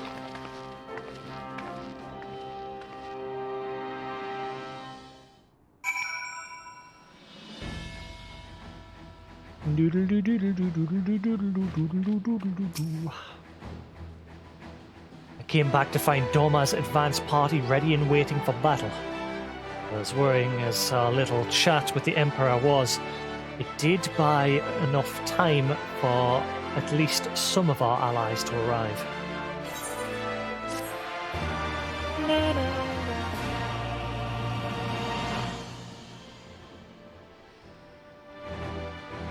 Should probably be listening to the door. It's getting close to time. The delivery's supposed to come between 3:45 and 5:45. I mean, I don't have a wireless camera.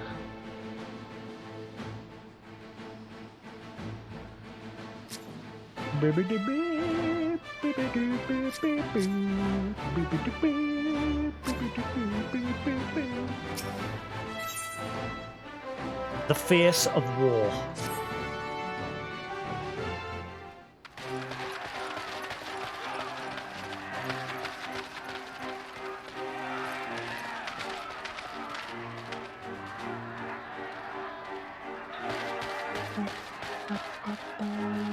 I'm not sure what I was expecting from our meeting with the Emperor, but it wasn't that. Still, at least we know now what he's really after. Aye, a future built on a mountain of bodies. I too want the Ascians dead, but not at any cost. The last of the reinforcements from Doma arrived not long ago.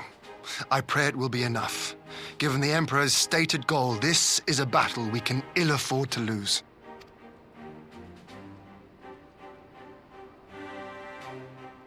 If the Gallians come in force, we may not have much say in the matter, even with our combined strength.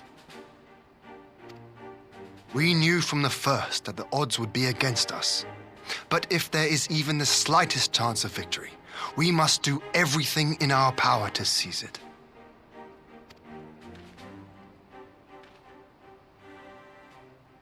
We must seize it, full stop. Here!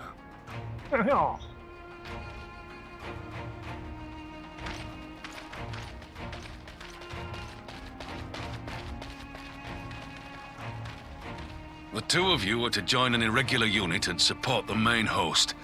I won't bother asking if you're minded to fight. After coming this far, how could I not? And for once, there's no one around to countermand me. Not that they would. Not even my brother. But we all know who really make the difference. Ready to frighten some Garleans? Yeah.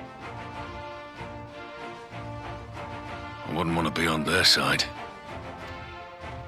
Might I ask you to accompany the Dorman contingent? They are strangers here, and your presence would do much to raise their spirits.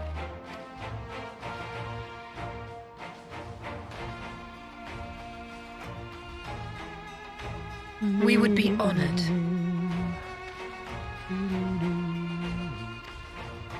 When our people stride out with you in their midst, I dare say the Eorzeans will feel an ilm taller themselves. High spirits have a way of spreading. What I wouldn't give to join you. But my duties as field commander will not allow it.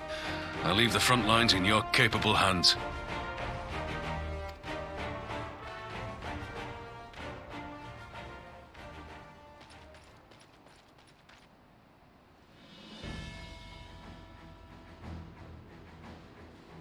Comrades, ready your arms. The hour of battle has come. May the crystal guide us to victory!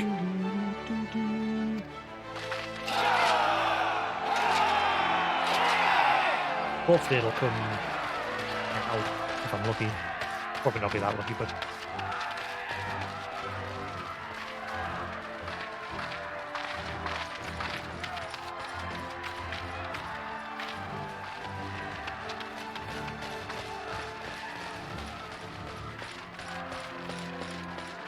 Since the others couldn't be here, we'll have to fight twice as hard. If Alphinaud wakes to find the Imperials have won, I shall never hear the end of it. It's strange. I thought I would be terrified when the fighting started. I should be terrified. But with you at our side, I can't help feeling everything is going to be all right. So please, don't you dare leave me alone.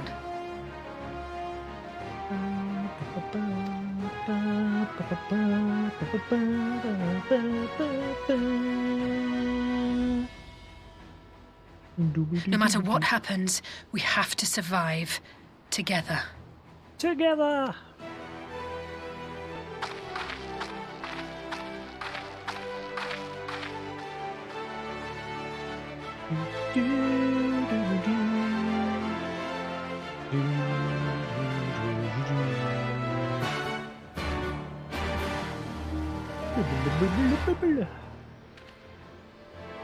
Well, here it is.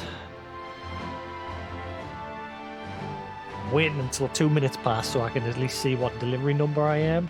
Then I've got an idea if I've got time to do this.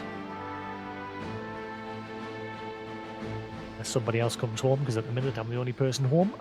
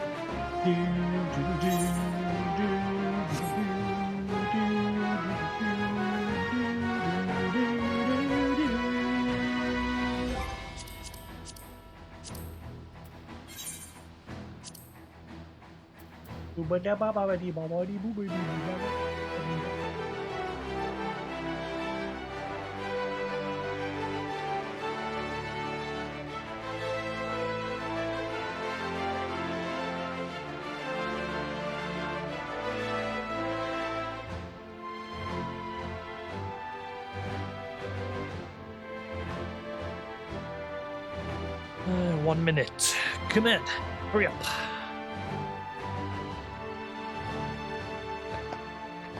Why is their time slot such a big slot compared to like DPD? Like DPD, they'll give you an hour slot.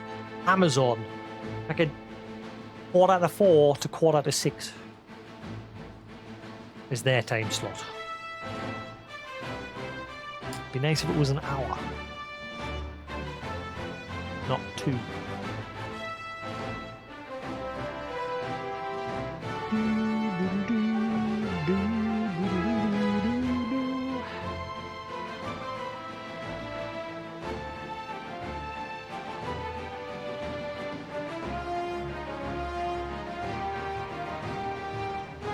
The chair is turning on its own. Goodbye. Apparently it wants to face this way.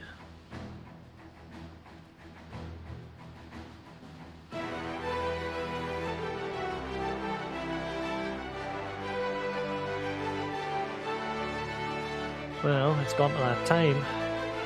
Unless it doesn't update until you're within a certain delivery number. Because obviously eventually with Amazon it puts up the map so you can see where the driver is and what delivery number you're on. Which is the same as what DPD does, but they do it within obviously an hour's time slot.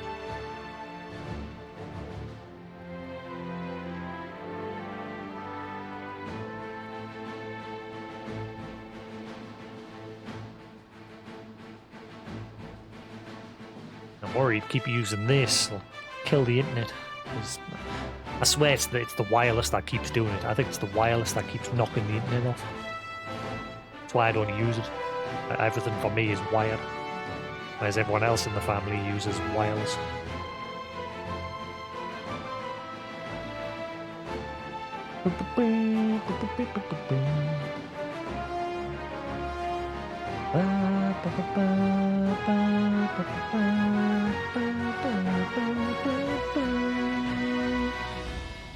What's everyone else up to today? How are we all doing? Yeah. So good.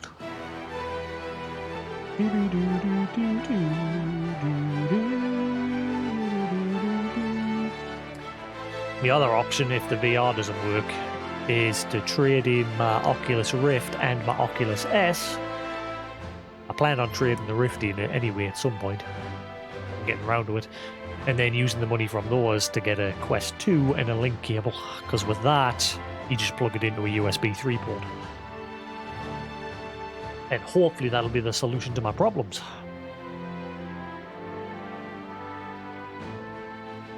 Da, da, da, da, da, da. Doo-ba-doo, doo-ba-doo-doo-doo-doo. Is that rereading Omniscient?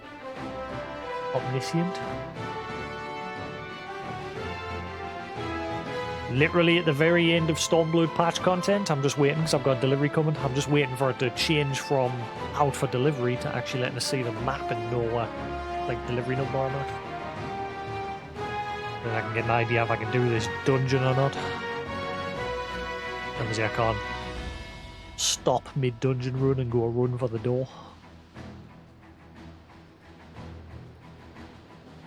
Someone else comes home, I'll be fine, but everyone's out at the minute. I'm having to wait a minute or two.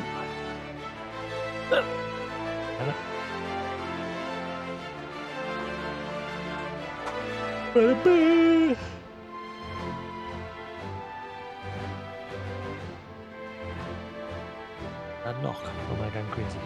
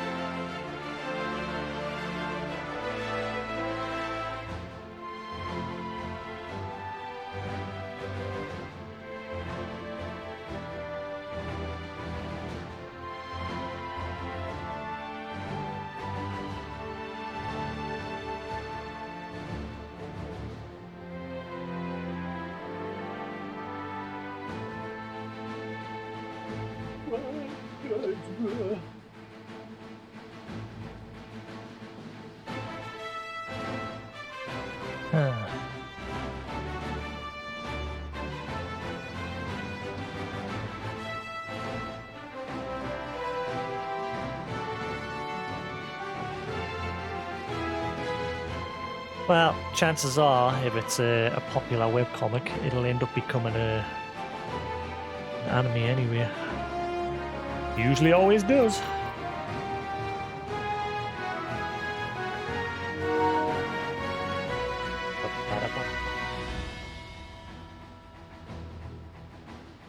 Oops.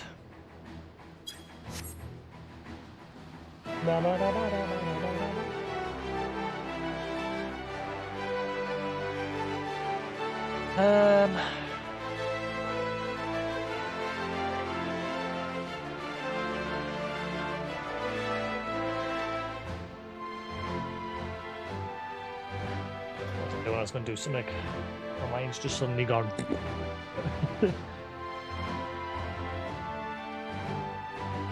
Come on, update so I can know where the factory delivery is in terms of my delivery slot number. Me. I have no patience. What was I going to do? I was going to do something on PC. Can't remember what. Oh yeah, that's what I was going to do.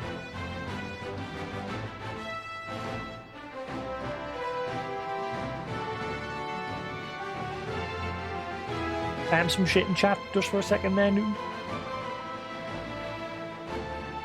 Couple of lines. More than one message. Spam some random crap.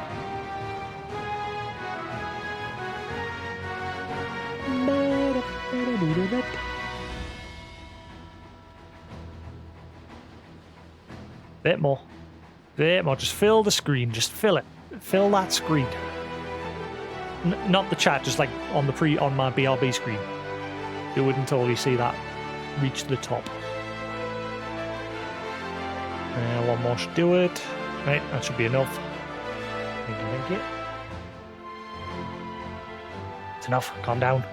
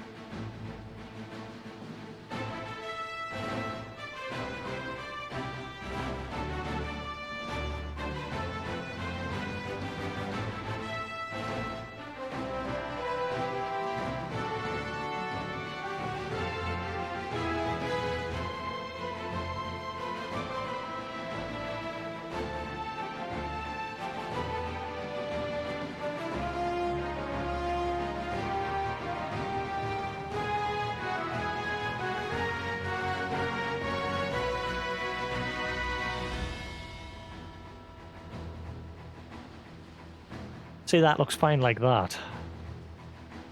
But obviously when I change to a different scene and change back, it resets the air chat.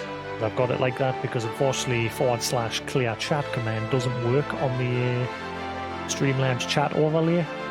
So obviously if someone puts a spoiler in chat, it can get cleared from a normal Twitch chat, but it'll still remain on the Streamlabs chat. So I've had to set it so that every time I change scene, it'll reset it. Annoying as it is.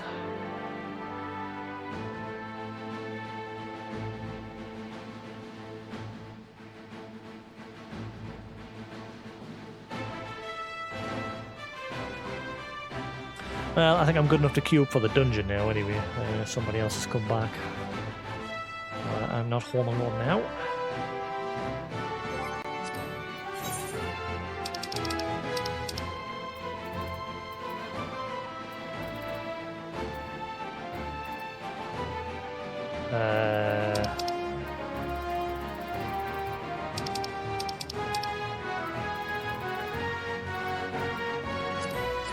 This is it. This is the last one of Stormblood's patch content.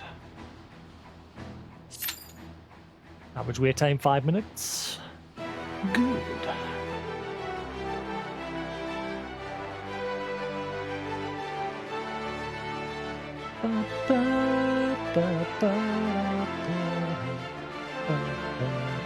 I just noticed what you spelled out.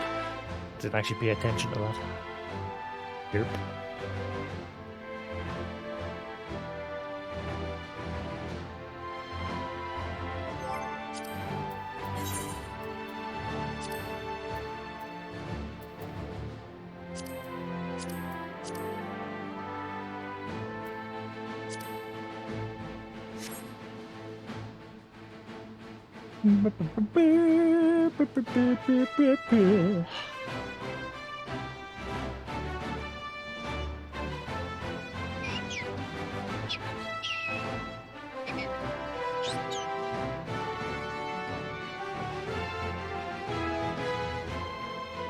Did Mario? Yeah. I was just lying in bed playing Super Mario Maker.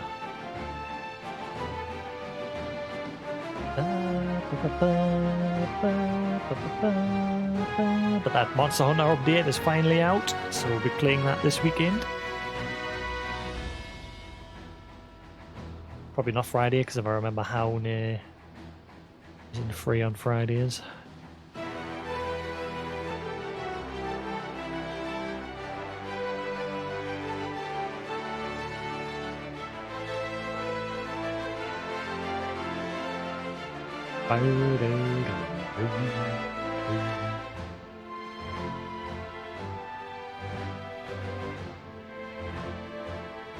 My eye and eyelashes.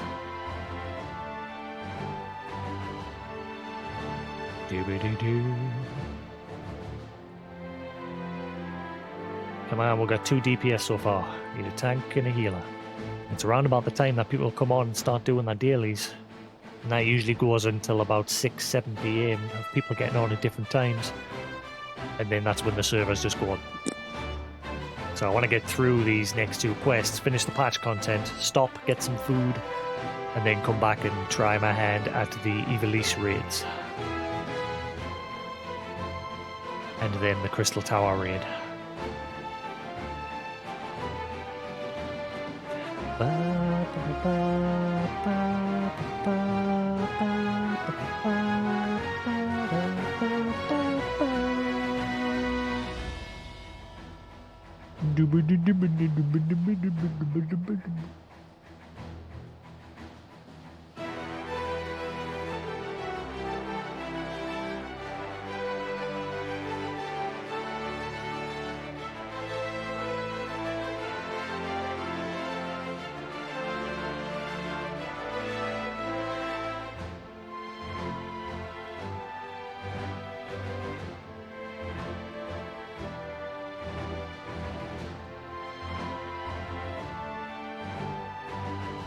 Yeah, I've unsubbed from Crunchyroll for now because there's like 2 shows now. I've like gone off One Piece at the minute. It's doing this backstory, and I'm just at the minute I'm just like meh. And then there's obviously Spider and My Hero Academia, and that's it. Not enough shows on at the minute of interest, so I've just cancelled my sub for now. I can easily still watch things, just I'll be an episode behind each week. My sub doesn't run out until near the end of next month anyway.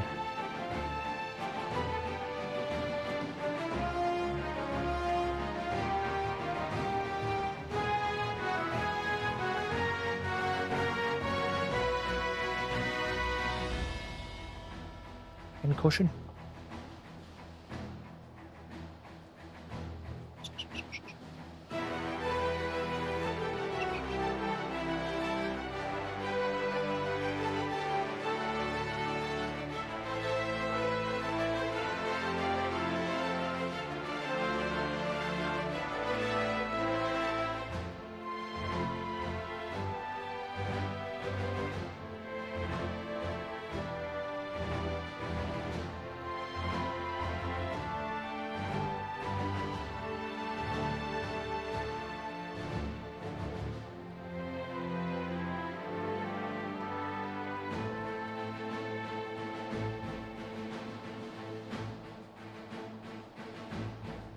Come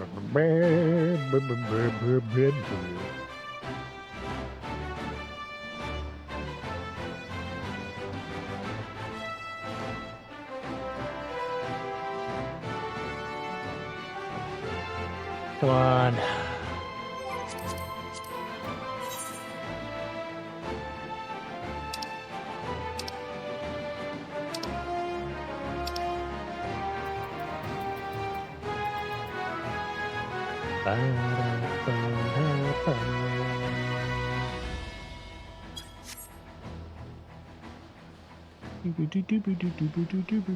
Once I've done the next 2 raids, I'll go back to doing some Rathalos hunts as well. Carry on getting the scales. Nearly halfway there. Got a crap ton of the normals, but they're useless.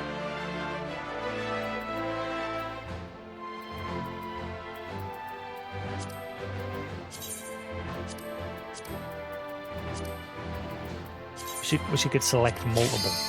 Ooh.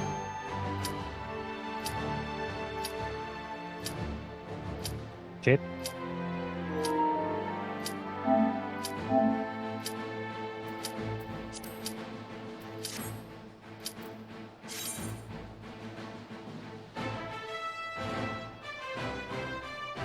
Oh, the other DPS hasn't readied up.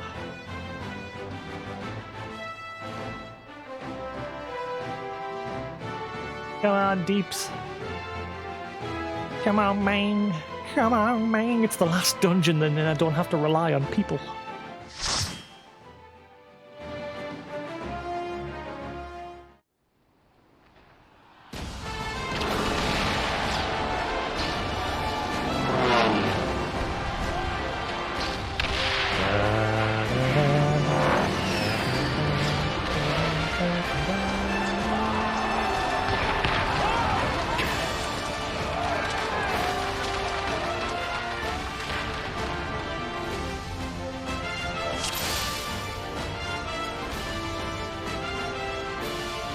Let's finish this.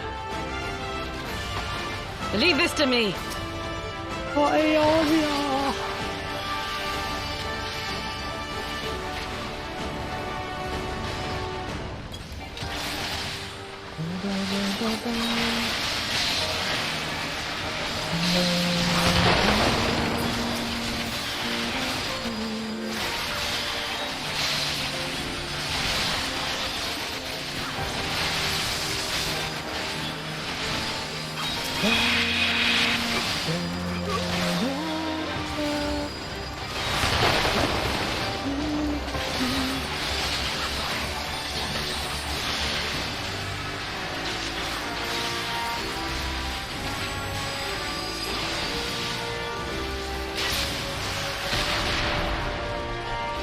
Spread out and be wary of artillery fire.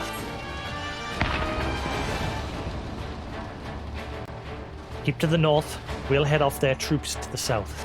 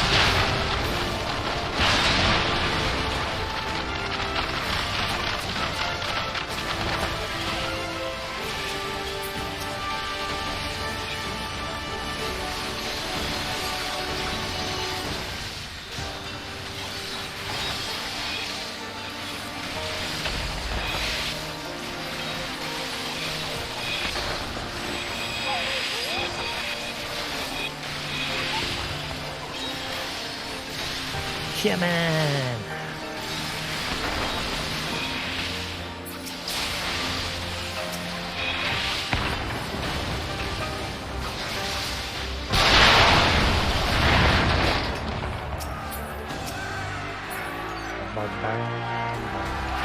I shan't hold back! Brace yourself. They've called for reinforcements.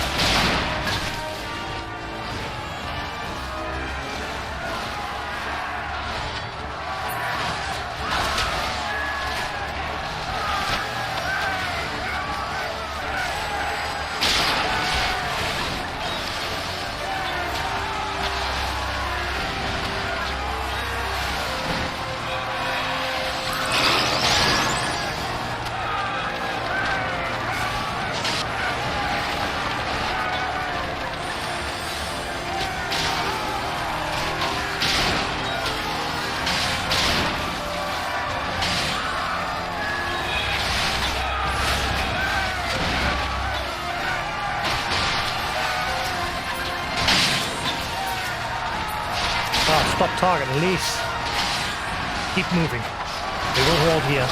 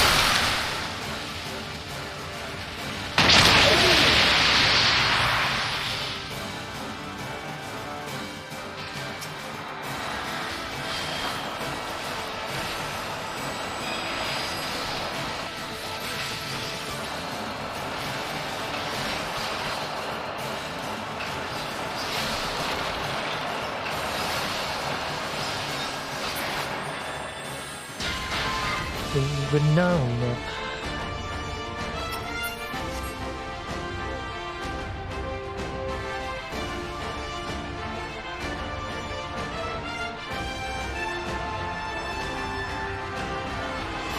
You underestimate me!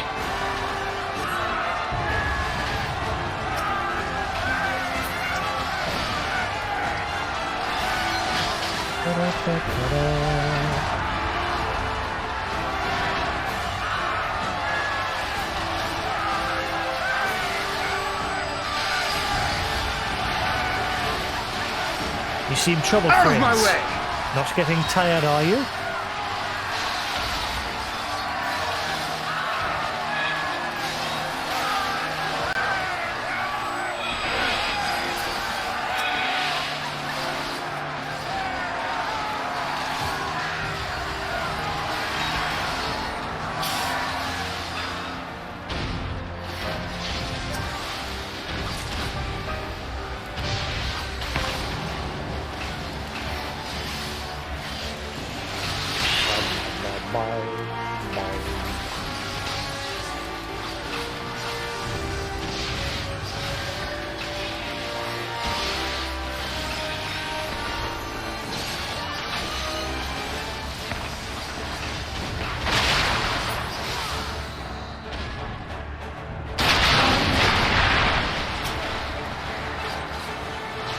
There he is.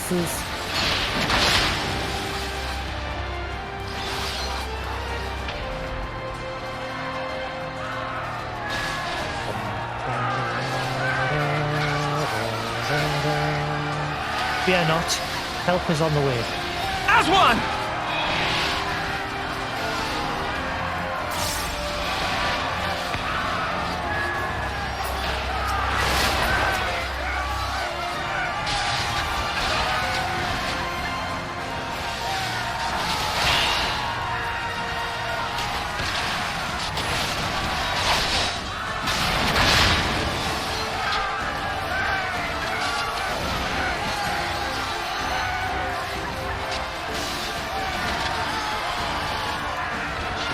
Video and everything run alright, guys? We all good?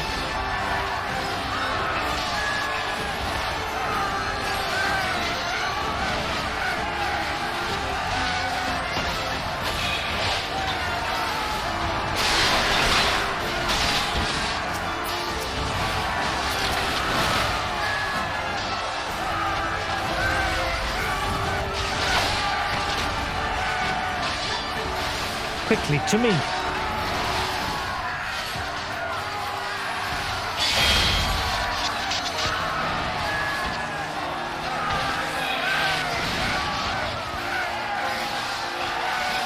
Why is that DPS just stand there like a lemon? I literally said BRB. What a scumbag right in the middle of the room.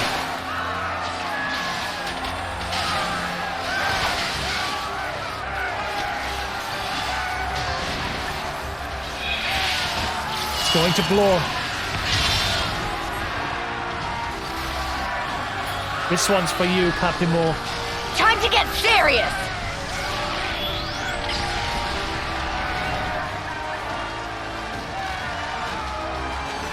Go on, Jasix. Leave these soldiers to us.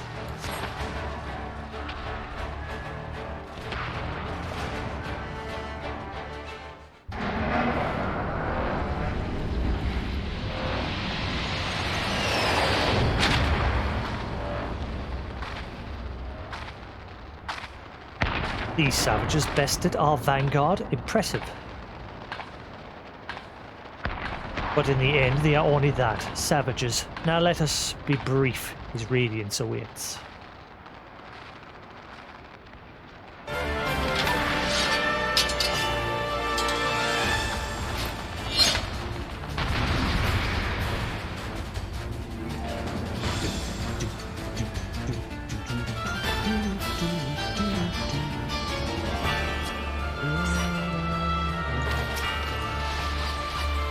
Ania, take the field. Very well, I leave the artillery fire to you.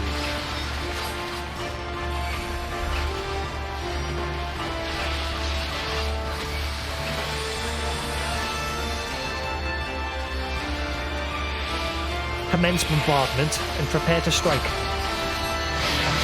They will not escape.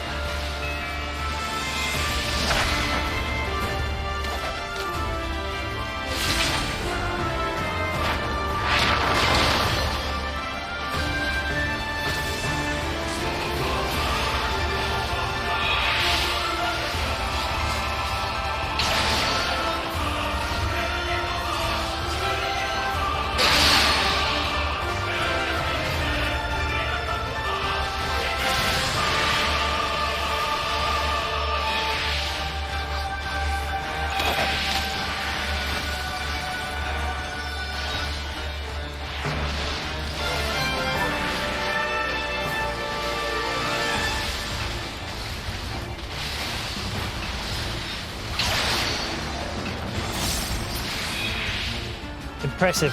Ania, let us engage them together. They cannot hope to evade us both.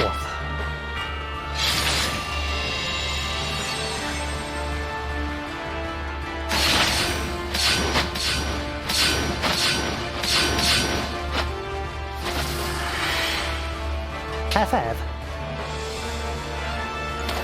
Ania, fall back. Very well, leave the artillery to me.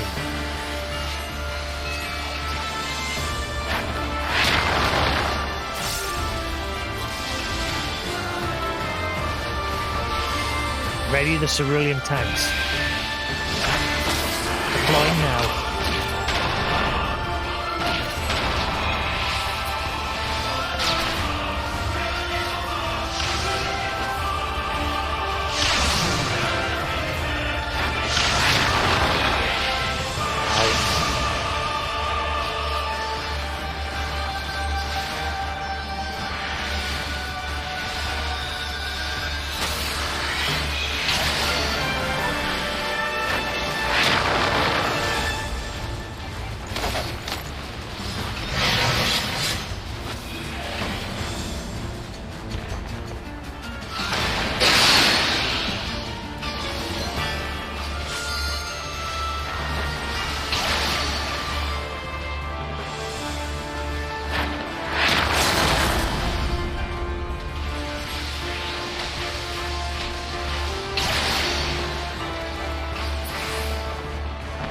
It seems we have no choice, Julia. You should feel honored, savages. Few are there who have witnessed this twice. I used that limit break far too soon.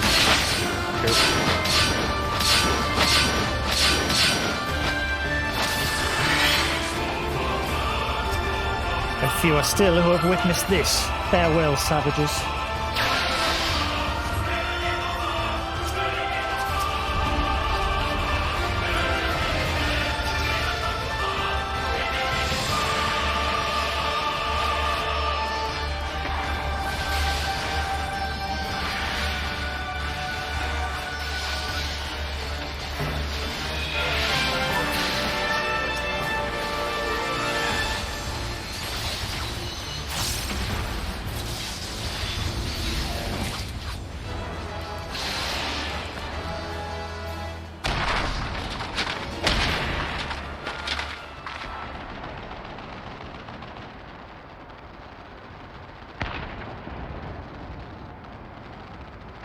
We have served our purpose. Come, we shall withdraw for now. Jamanish.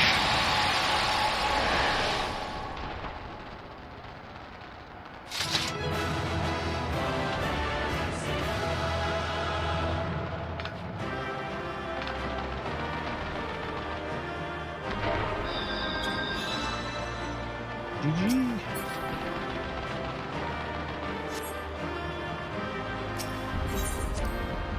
And that's the final dungeon done. Unless the internet dies here and then I've got to do it again.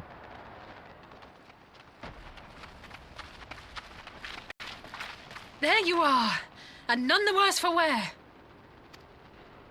Indeed. I had hoped we might do more to help, but there seems to be no one left to fight. A tactical withdrawal, perhaps? We should give chase. Finish them off while we have the chance. Imagine the other surprise when they wake to find the war already won. The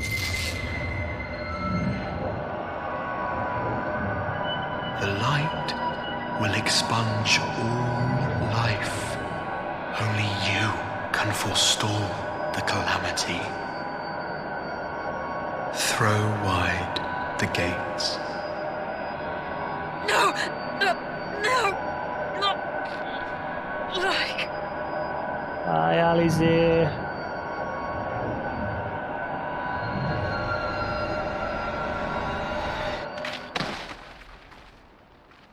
And that's them all. Apart from me. Oh no, don't tell me. Are you all right? The delivery's 5 stops away. Quickly, we must get her back to the encampment.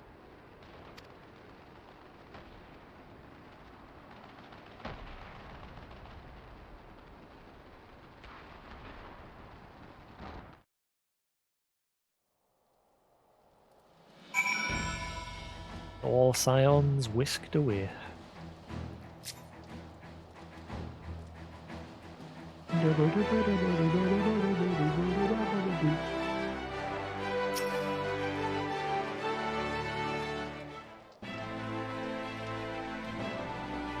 So the Garleans have been routed, have they? Well done. Though this exchange was no more than a test of our strength, like as not, they won't be taking any chances now that the Emperor has joined the fray. They'll want to take their time, whittle down our defences. Still, your help, and that of the Eorzean alliances, their allies, we passed the first test. Our line is unbreakable.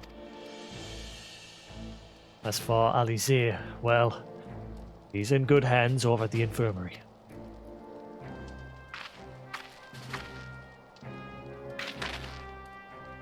My lord, the chirurgeons have completed their examination of Mistress Alizé, and it is as we feared. She is locked in a slumber without any outward cause. Just like the others. Damn it. Aye, the Garleans picked a fine time to come knocking.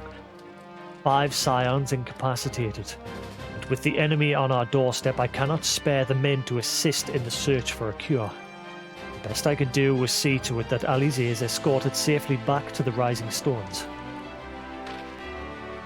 Ugiri and I would return to our encampment. The main contingent of our forces from the far east is under sail, and all must be made ready for their arrival.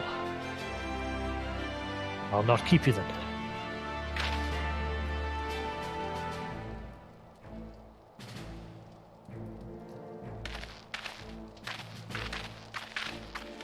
Judging by the Garleans' recent movements, or lack thereof, they won't be launching another offensive in the immediate future.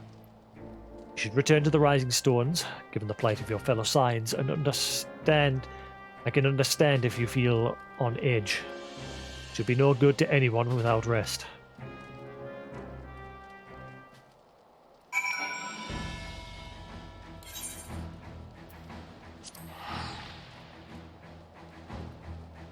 Yay, I don't need a party finder anymore.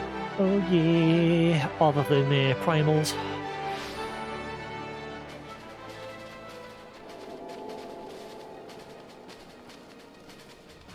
Boom, boom, boom, boom, boom, boom. And raids. Still got a party finder the raids. Unfortunately.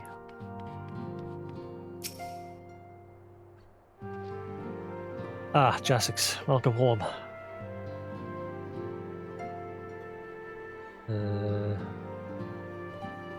4 stops away.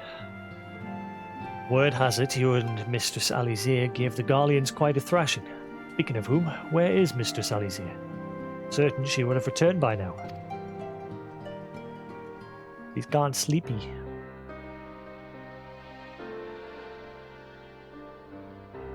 By the 12, not her too. Orcha and I will ready the infirmary for her arrival. We'll also need to send a message to Tataru post-haste that I had something other than grim tidings to share with her. And with you too. Oh yeah, Tataru and me's the only ones left. Keep forgetting about Tataru because she's off, obviously, with the Eastern Aldnar Trading Company. And with you too, for that matter. It grieves me to report that the Archon's condition remains unchanged. As we speak, Cultinet, Kryl, and Master Matoya continue to explore every possible avenue. Alas, their efforts have yet to bear fruit. But all is not lost. You are still hale and whole after all. I suspect you must be tired from your journey. You should rest, my friend. Leave the worrying to us, for the time being at least.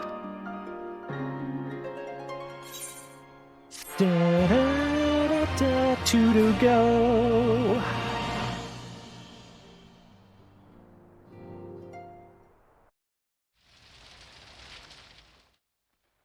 Meanwhile, at the border of Alamigo,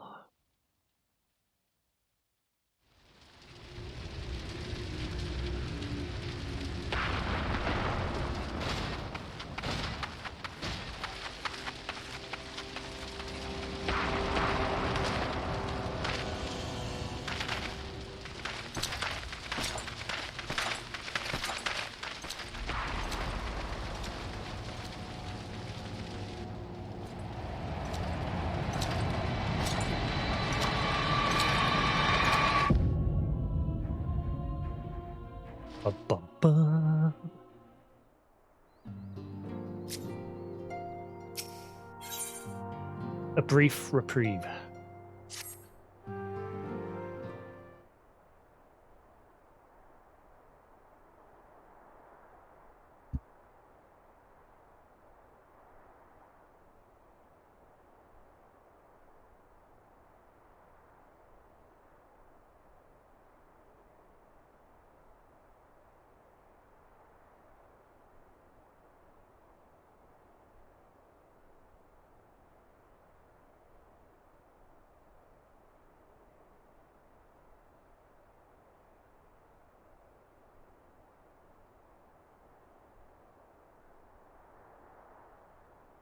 Ah, Jasix, yours is a welcome face indeed in these troubled times.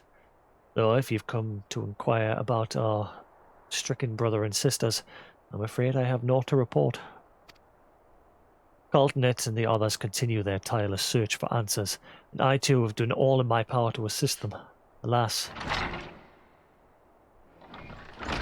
My apologies for the intrusion. I was told Master Alphanor had been brought here and wished to see if his condition had improved.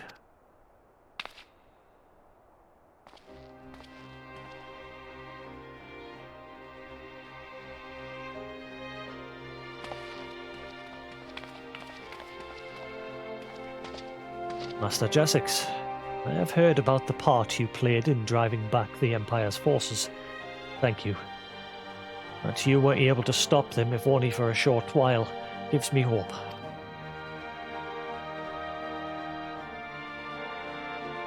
I realize how strange such words must sound coming from a Garlean's lips, but I speak them out of the love I bear for my homeland, because I wish to see an end to the bloodshed. That is why I chose to share all that I know with the Alliance. Though I will surely be branded a traitor, I am content to bear that ignominy. It will seem a small price to pay if it helps to prevent this conflict from escalating any further. But enough of my prattling. The war is not what brought me all this way. I came to see Master Alphanor. Acquaintance of Jasix and Alphanor, are you? Well, far be it from me to turn away good company. If you follow me, sir.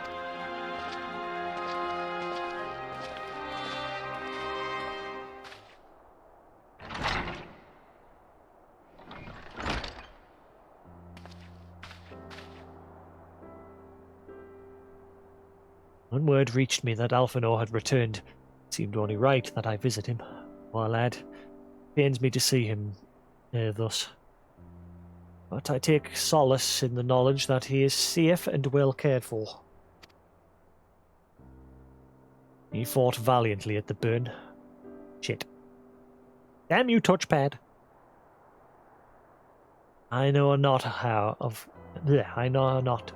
he came to be so afflicted, but I pray a cure will be found soon.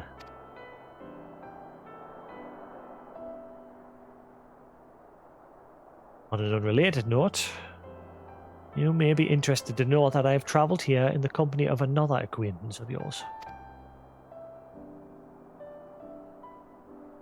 He awaits my return to the north, at North Silvertier.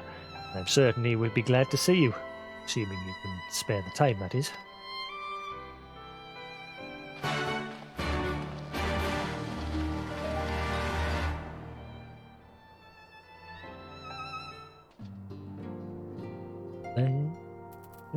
Silvertier. What is the Silvertier we need?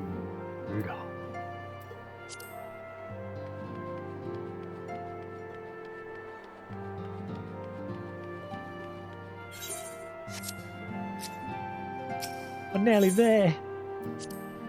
1.5 quests to go.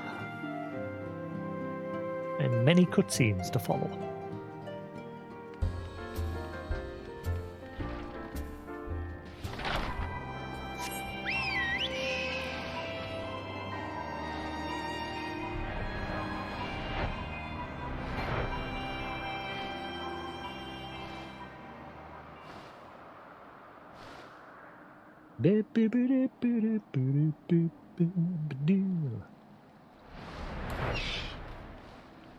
Excelsior!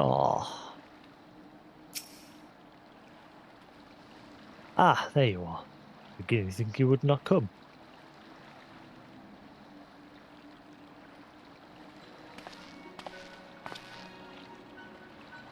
I think this guy's gone for lunch at McDonald's because he's stopped right next to it, according to this dot. So I think he's on break. It sounds like you've been through the mill. You should have called me. I must confess, tracking down missing souls isn't exactly my field of expertise. As you may have surmised, I heard much of Master Garland growing up in Garlemald. Indeed, he has long been a source of inspiration to me. Most Garleans would say he's a traitor, that he turned his back on his country. We of the Populares, however, consider him a revolutionary, a man willing to defy the Empire's dream of subjugation, that his inventions might bring about a better future for all mankind. Please, revolutionary is a term best reserved for my work. I am but an Imperial defector who thought to aid another Imperial defector. Whatever Master Garland says, I am humbled to find myself in such distinguished company. Speaking of distinguished company, we heard from Rauban that you ran into an old friend in the burn. True? Gaius still lives?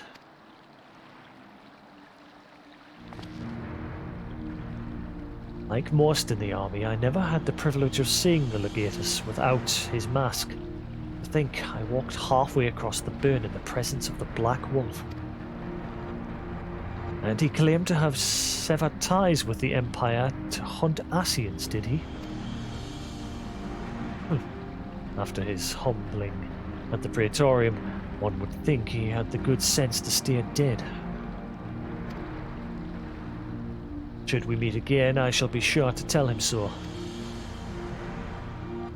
Commander Alden also spoke of the Alliance's meeting with the Emperor. Though I still labor to believe what he told us, did his Radiance really claim that Garlemald was founded by the Ascians? That is madness. The very notion is absurd. Every fibre of my being rails against it. And yet, I see there is no escaping from the truth. From the very founding of my homeland, my brothers and sisters have laid down their lives in service to a lie. The Ascians must be stopped. To save my people, to save all peoples. All the Empire's many crimes, even I did not suspect. Had I known, I would have left a lot sooner.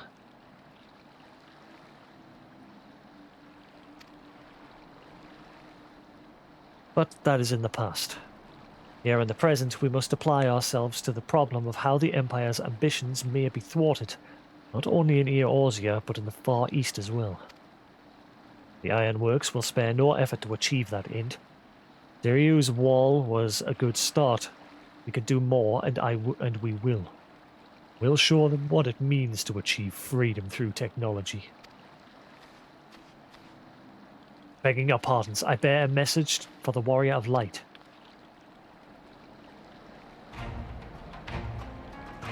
Commander Alden requests your presence at the Alliance headquarters in Alamigo.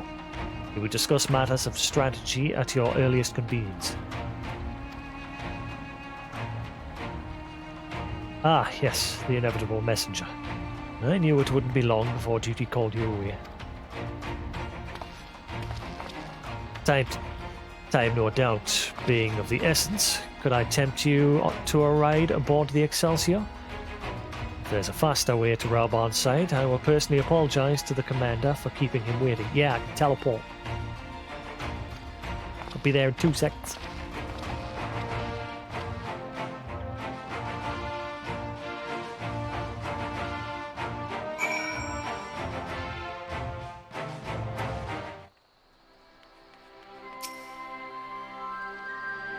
I swear, every time you board my airship, you seem to be barreling headlong into danger.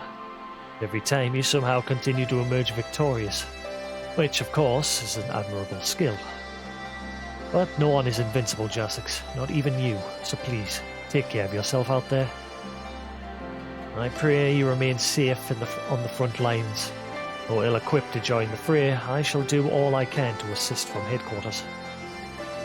My colleagues and I have been tasked with evacuating casualties by air. Say that you aren't among them, eh?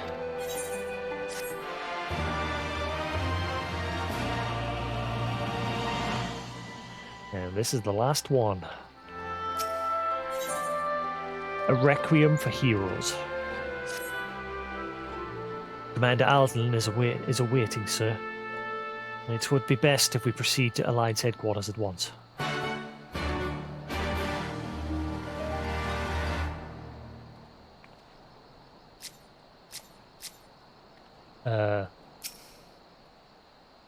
Are you ready?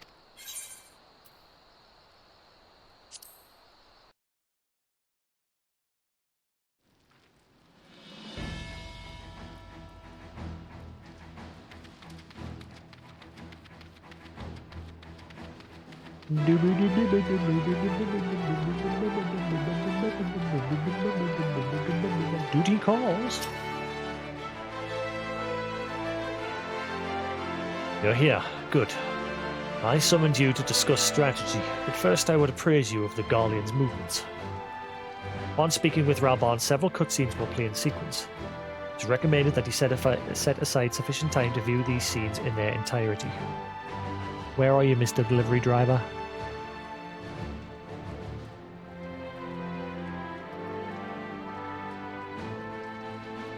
It looks like he's moved, or is he still at McDonald's?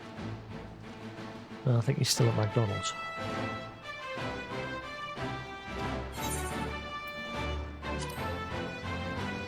I don't know if I play as someone else here, if I just play as myself. Actually, there's no one else to There have play been as. several skirmishes along the border, but as yet neither side has delivered a decisive blow. Everyone else has gone sleepy by. We had long assumed that the Garleans would overwhelm us in a straight fight, but we seem to be gaining ground, albeit slowly. As to why that might be, the most likely explanation is that they have yet to commit all their forces. Still, we're winning, and our latest intelligence suggests the Emperor has retreated back to Garlemald.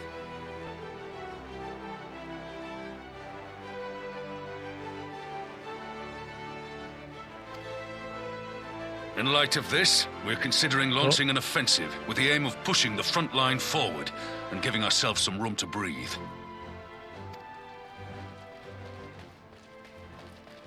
Commander! The Imperials! They've broken through our defenses to the east! What? Our scouts say their forces are being led by Lord Xenos. Lord Heian and Commander Hext have taken their troops to provide support, but we don't know how long they can hold out. So, they've been biding their time, waiting for his arrival, have they? Very well. Send word to our allies, requesting reinforcements for the front line.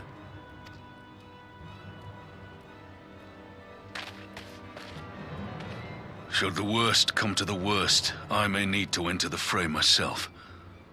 But what of you? Do you still have the strength to fight? Kicked his ass once, I'll do it again. So long as you leave the Asians to me.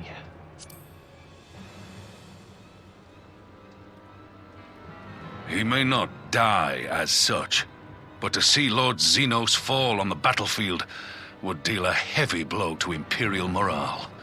I'll see to it the men stay clear.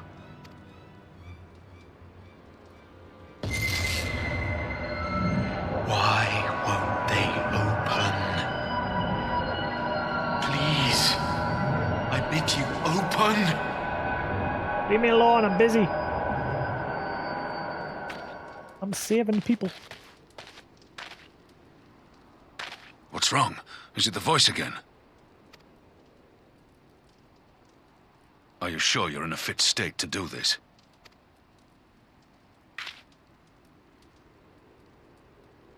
May Ralga grant us strength. Give 'em hell, lad. I, for my part, will defend this place to my dying breath.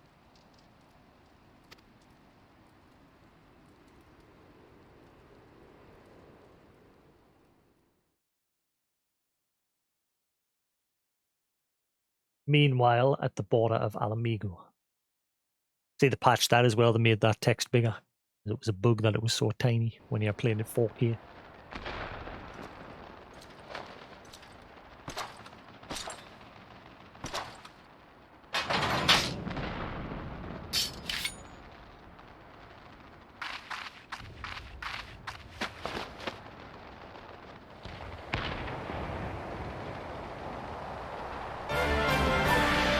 Right, well, yeah, we do play someone here.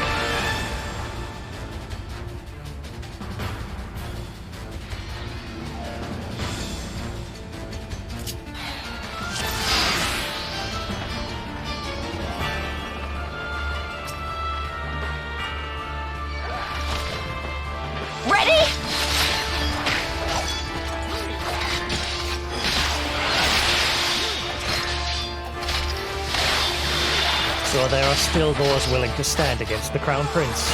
Interesting.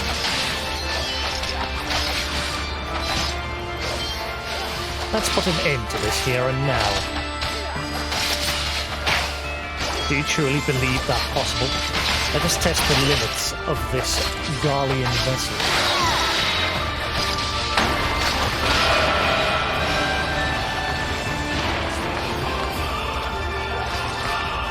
Formidable for. This one's for you, Ada. Feel now.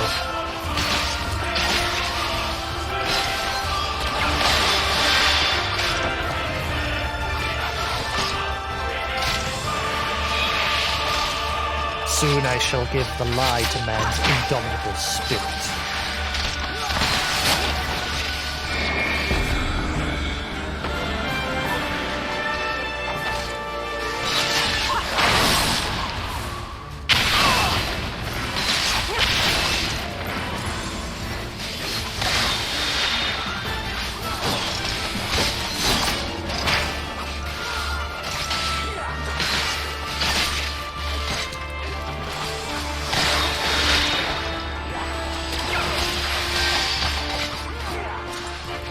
Strength, my friends. It would not do to have Jasix arrive to find us battered and broken. Fight and struggle if that is your want, but you will not escape your fate.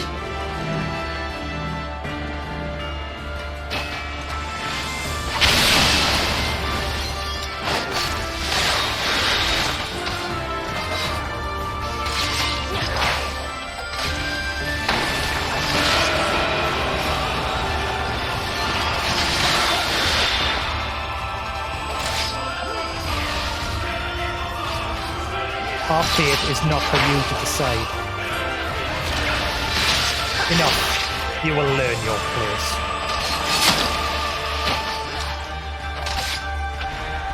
Behold a taste of true power. It's this sorcery. Look upon Amnor Habak, and know the depth of your folly. Oh no, you don't. Here it comes! Please, no. What have you done? If we would bring all to bear, then so must we. Of he. The art of my forebears.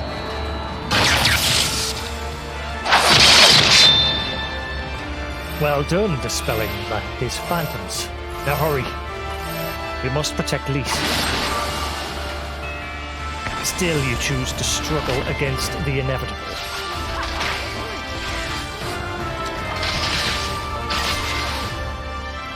We may be on the back foot, but it's not over yet. If we can at least hold out till Jasix arrives, I'm sure we can turn this around.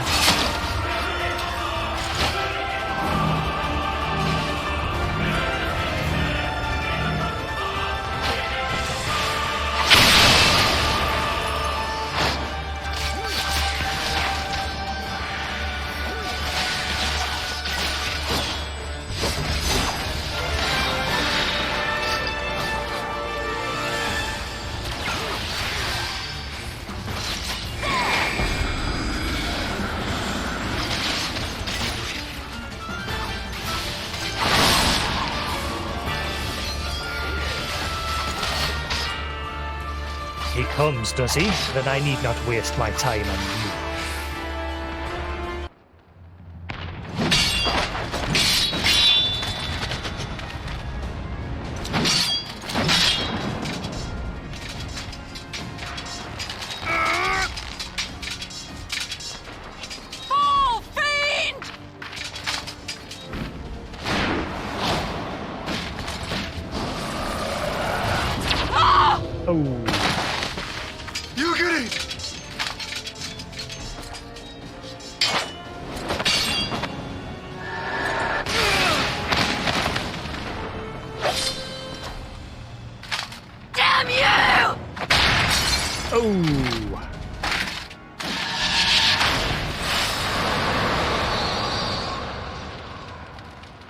Feet still good?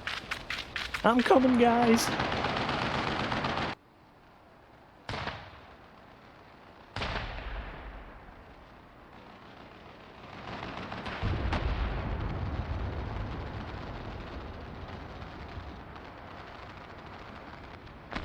Magic with a Garlean body. That's hardly fair.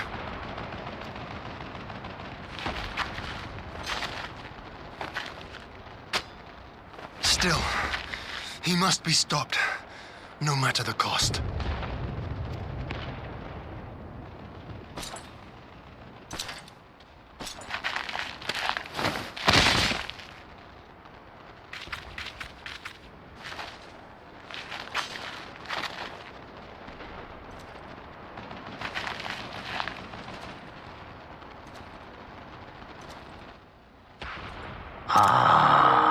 Bringer of light.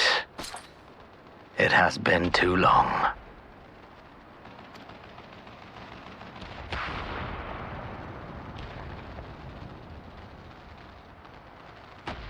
No words to mark our reunion? So be it.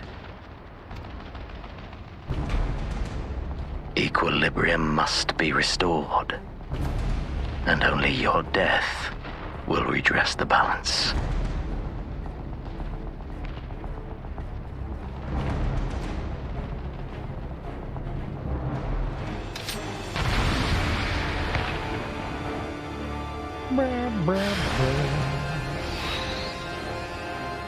Round 2. Fight. We will suffer your interference no longer.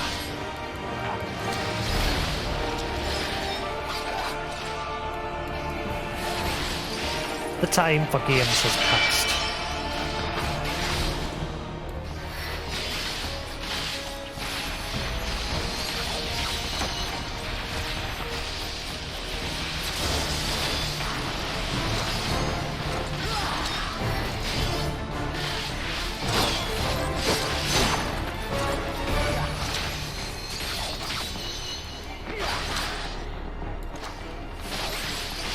You think you know the dark, but I will show you the true nature of our power.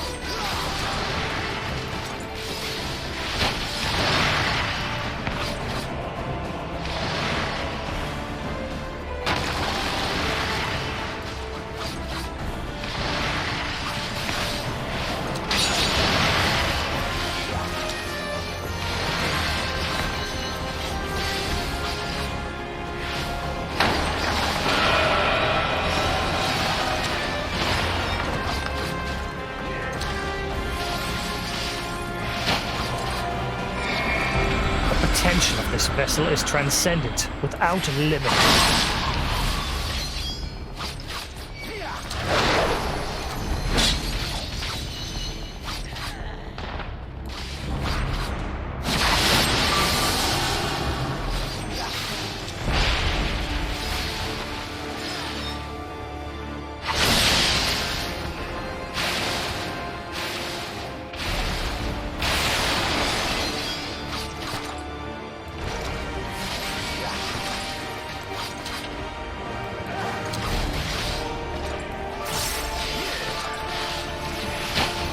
You are strong, bringer of light, but her blessing will avail you much.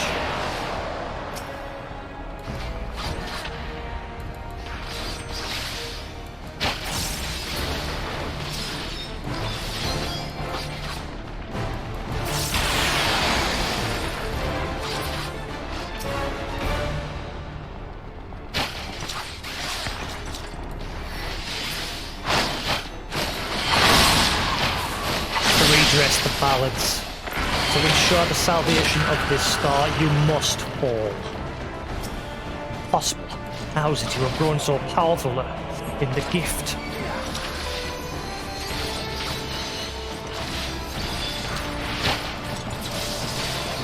No matter. You may have bested La Habrea, but I will not be cast aside so easily.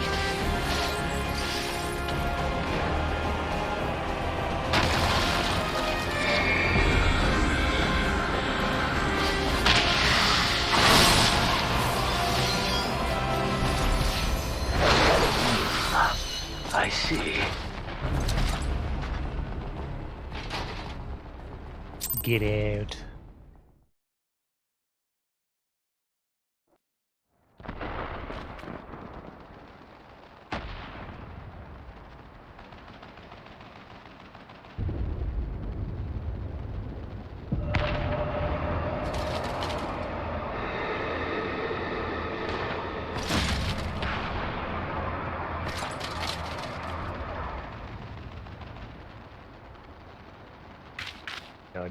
Your mother chose her champion well.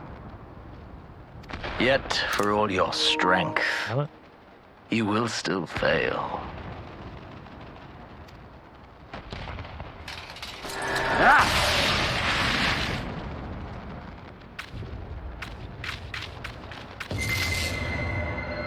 Not now. I beseech you. Cast open the gates. Someone calls to you. Too late, alas.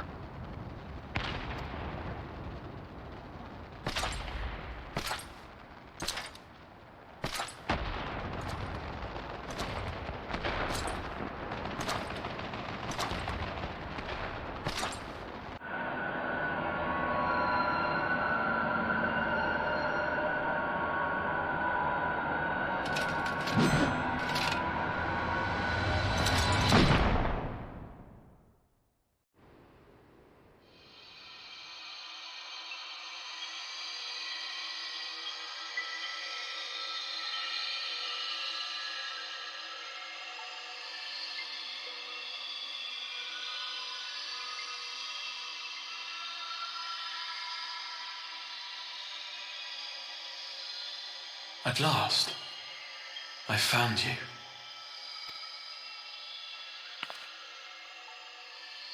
There he is.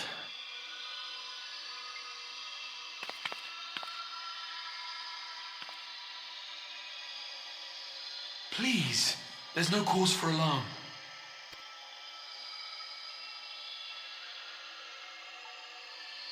Though, I confess, this is not where I had intended to meet. But the place of our meeting is of no consequence, like the war you wage. Win or lose, the path you walk leads only to oblivion. The better path leads you here, to me. I have need of your strength.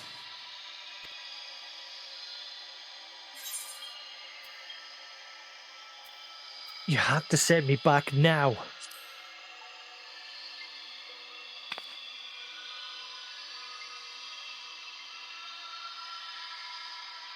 The battle is over, the danger past, but your work is not yet done.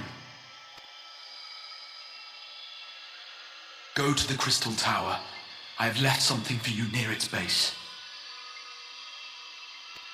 It will serve as a beacon of sorts, one which I pray will help you on your journey. All you need do is find it. I will take care of the rest.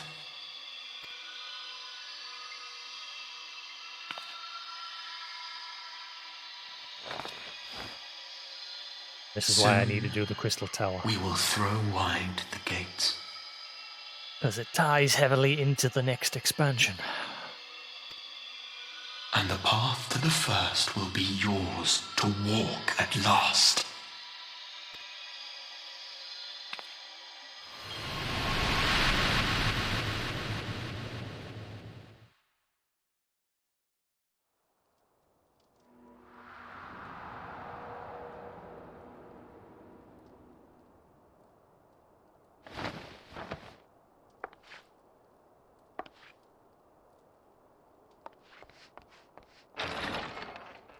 The only one to have reawakened. That's because he let her.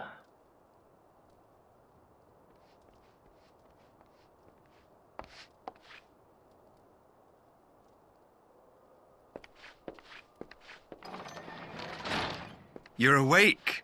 Thank heavens.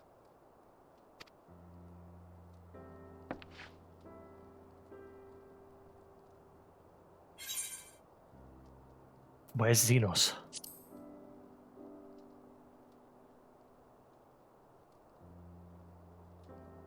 I see you recall that much, at least. In the midst of your duel, it is said you faltered, and that the Crown Prince seized the opportunity to deliver a mortal blow. Yet before his blade could find its mark, he was distracted by the arrival of a second adversary who bore you away from the battlefield and into the hands of our chirurgeons.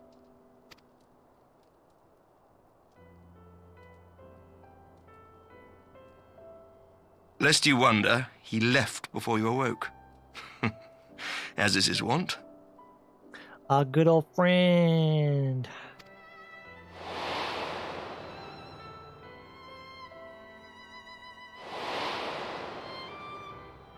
Estinian never was one for emotional farewells.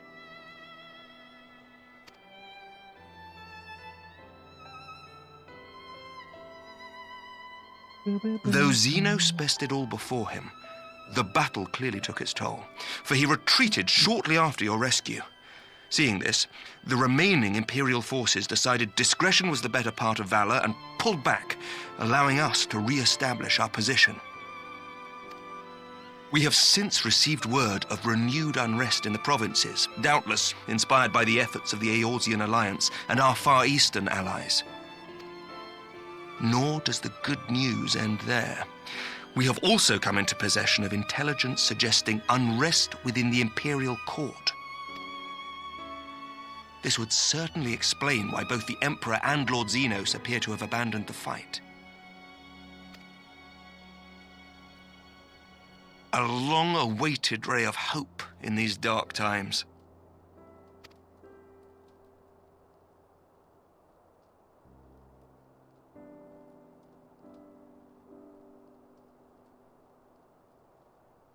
I wonder, did they cut out the part where you go to the 12 Wood looking for information on the Black Rose? Does that come in Shadowbringers? This is the final quest of a Stormblood. Can't remember.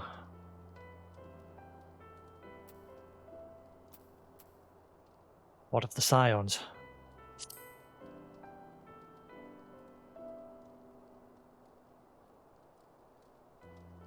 Yet to awake, I'm afraid. But please, concentrate on your own recovery for now. You have carried the hopes of some half-dozen nations, and we are all eternally grateful for your efforts. But no one is without their limits, not even you. Leave this fight to us, my friend. You have earned your rest.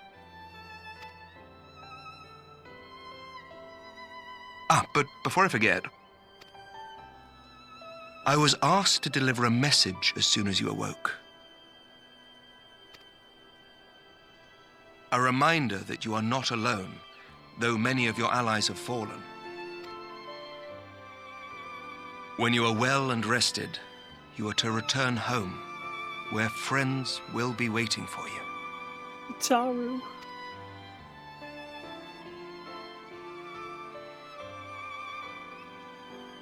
Now, if you will excuse me, I must return to the front. May we meet again soon, under happier circumstances.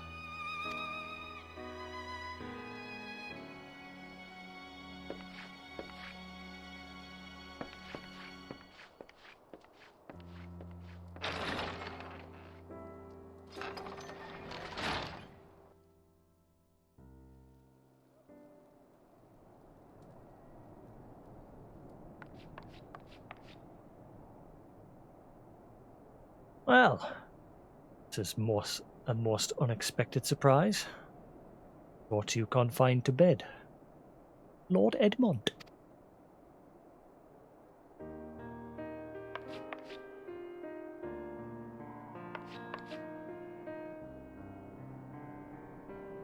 When I heard that you had collapsed on the field of battle, I confess I feared the worst. But with you standing here before me, I see now that the reports of your defeat were greatly exaggerated. Thank the Fury. He had a good voice actor. He did all the narration in Heavensward. Because it was like him telling the stories from his own diaries. As long as we have you, Master Thaldred, history suggests we have a fighting chance. Speaking of fighting, you may be surprised to hear that the war's effects can already be felt even here in Ishgard. In anticipation of a need for reinforcements, Athariel will soon be departing for the front lines with a contingent of our finest knights. I would advise that you stay until your strength has returned, but I know it would be an exercise in futility.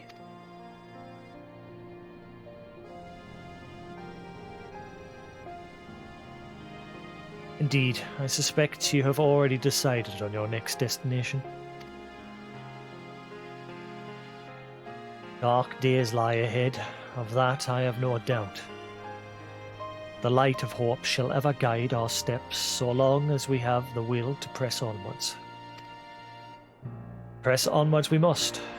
Farewell, my friend. I pray our next meeting will be under happier circumstances.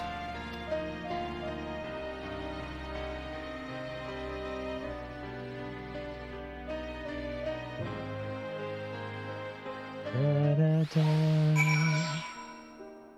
Da, da, da. Da, da, da.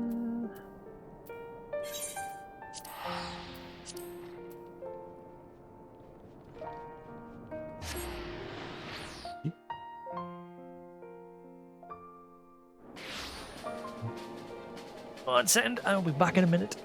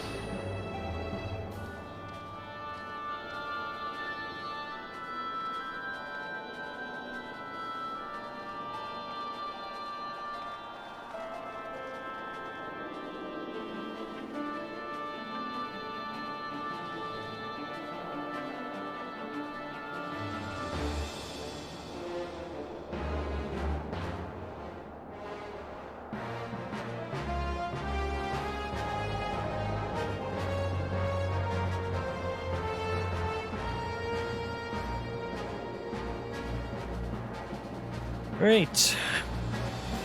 My delivery has arrived. Yeah, I'm getting myself a USB-C to DisplayPort for the Oculus to connect it to the laptop. And hopefully that'll solve the problems. And then I just need to figure out if the laptop is using both the onboard and the GPU at the same time to spread the load, or if it's only using the onboard CPU's GPU, in which case I'll be sending that back.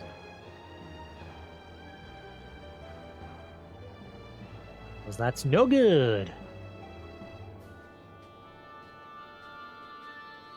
Nice braided cable, nice and sturdy. Oh, why is text all put off on that scene? Any? Oh, again. Any?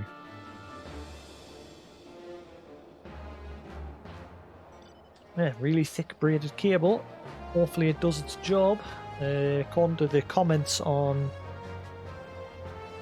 Amazon store page, people said it works with the Oculus, so fingers crossed it's the solution to my problem. If not, I've then got to waste time boxing that up, formatting it, boxing it up and sending it back. And like I said, if that happens, I'm just not going to bother buying another computer. I'll just stick to one PC and console streaming. Kusi ain't getting a PC anytime soon either, so no rush. It just means I'll not be able to VR stream for a while, which is the annoying thing. Right, let's get this finished.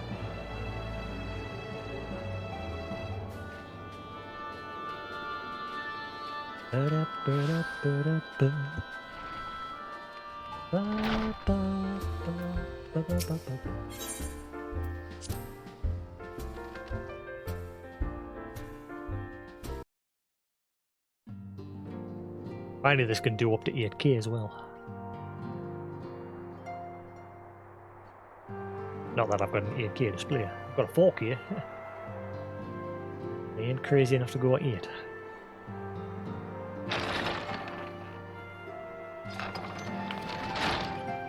My friends.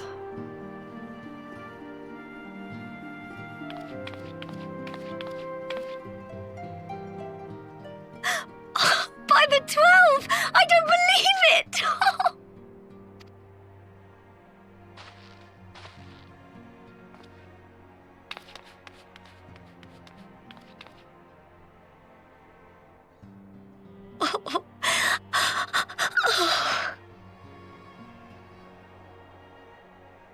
I rushed back as soon as I could. I swear, my heart nearly stopped when I heard you'd collapse like the others. What in heaven's name is going on? Some dude spiriting me away to the first shard. Says he needs help.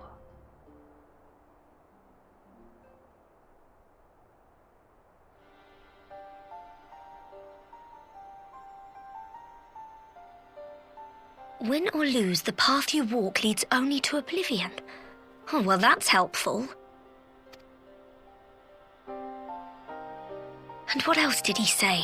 The better path leads to him? If his is the voice you've all been hearing, perhaps the others are with him. Sir Emmerich said the fighting had reached a stalemate, didn't he? But if that monster masquerading as Xenos comes back... Thancred, Y'shtola, Urianger, Alphino, Alize... You're going to need all of them on your side to defeat him. And I forbid you from going to face him on your own. Do you hear me? I'm sorry. So if you must leave, go and find the others. Bring them home.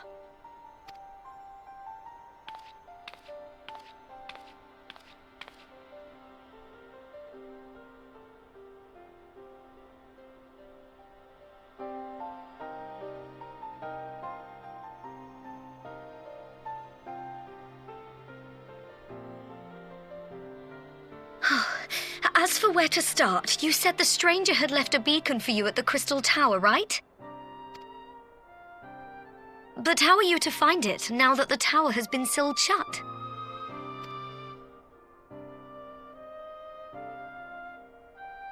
There has to be a way. If anyone would know, it's Sid and the researchers of St. Coinac's find. Don't you worry, we'll find that beacon for you.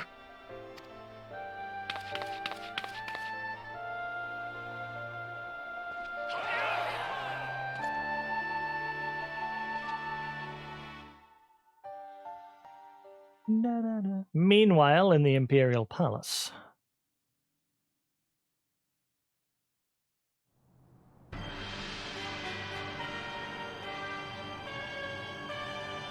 Dum, dum, dum. Bum, bum, bum, bum, bum, bum, bum.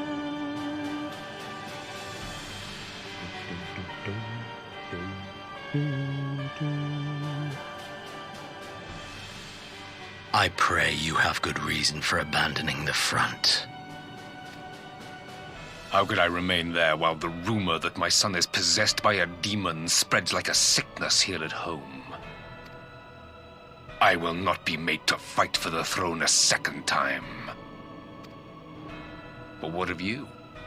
Did you not tell me you would destroy Eorzea's champion with the ease that one might swat a fly? A minor setback. He will not escape me again. Where is your grandsire? I would have words with him. How should I know?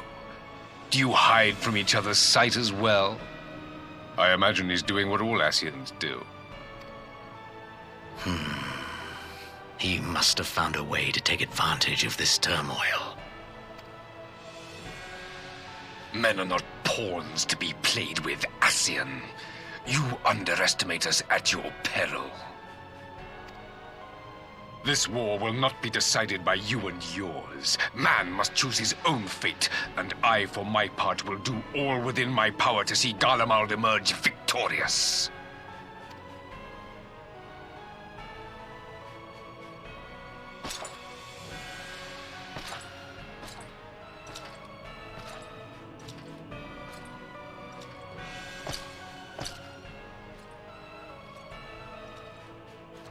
Bye-bye.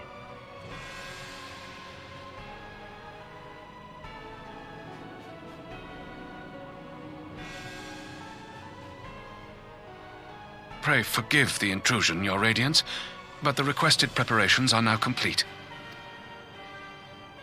We stand ready to begin production of Black Rose upon your order.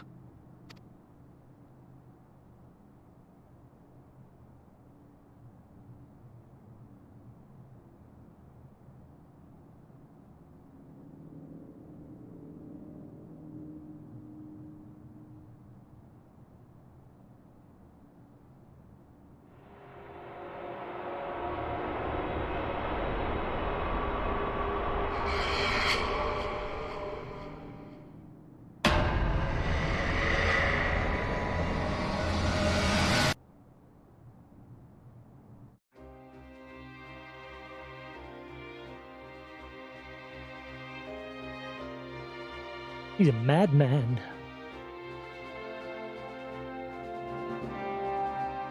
The feet's still fine. Ah. Da-da. Da-da-da-da. Na-na-na-na.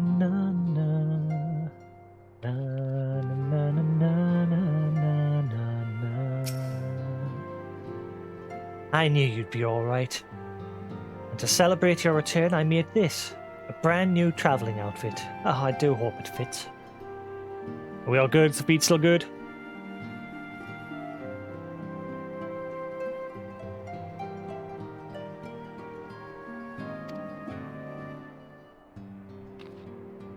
Cool. But now's not the time to fuss over your measurements. I must go and speak with the researchers of St. Coinac's find. You go and rest while we track down that beacon.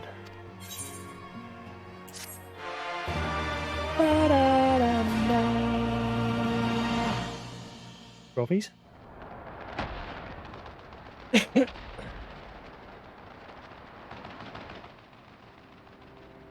That's worrying if they don't pop now, because this is the end of Stormblood.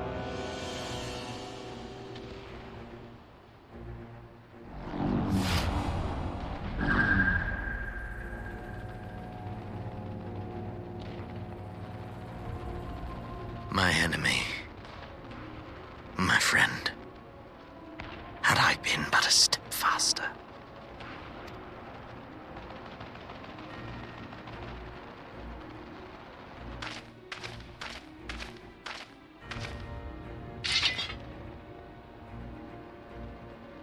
Bloody savages!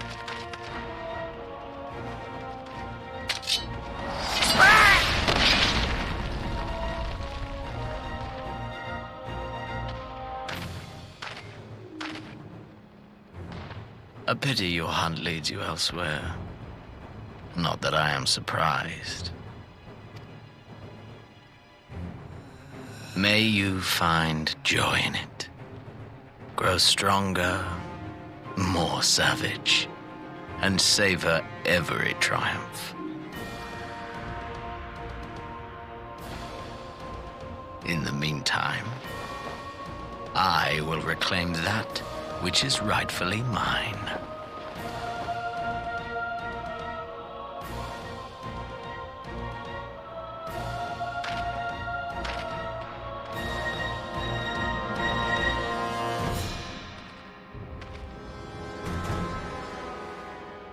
Oh boy.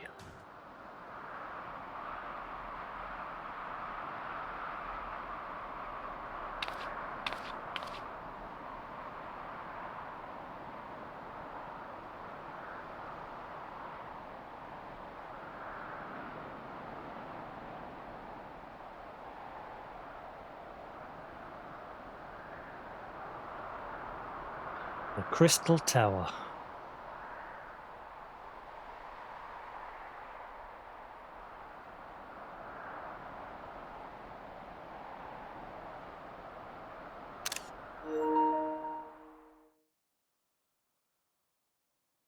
In the midst of a requiem for heroes, a voice rings out across time and space. In fields of tranquil light, sow you seeds of darkness.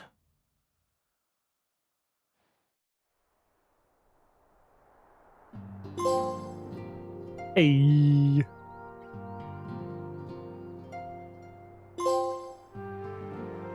And that's Stormblood done.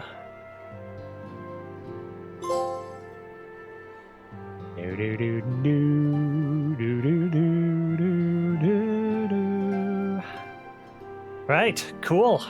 That's the end of Stormblood. So next we do the raids, Ivalice raid, and then the Crystal Tower raid. So the Crystal Tower raid sort of now going to be considered a flashback, because obviously I've chosen not to do it early on back in Realm Reborn territory before Heavensward.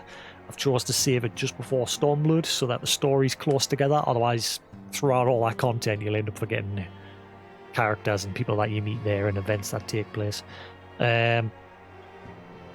So yeah, I'm going to do that just before starting Shadowbringers. So next will be the Evalician raid on New Game Plus. And then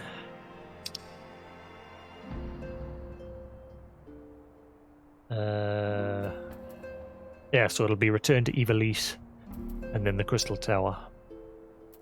So I'll be doing those two, which hopefully won't take too long. Just this is the last time I've got to put up with Duty Finder for the majority, because obviously Shadowbringers I can use the trust system, which lets you run normal 4-man dungeons with NPCs. The only thing you have to do with people is primals and main raids and things like that.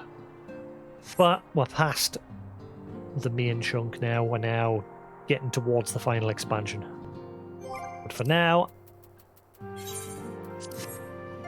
I'm going to take a break, get some food,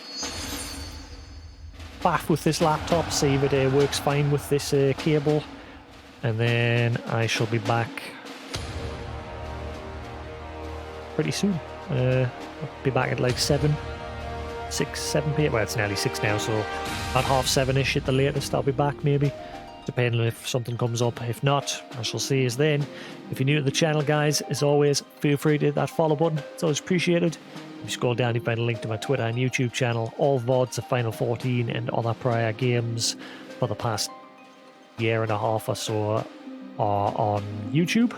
There would be a lot more, but obviously Twitch didn't give long to export VODs, so a lot of VODs are gone to the wind, unfortunately. 11 years worth.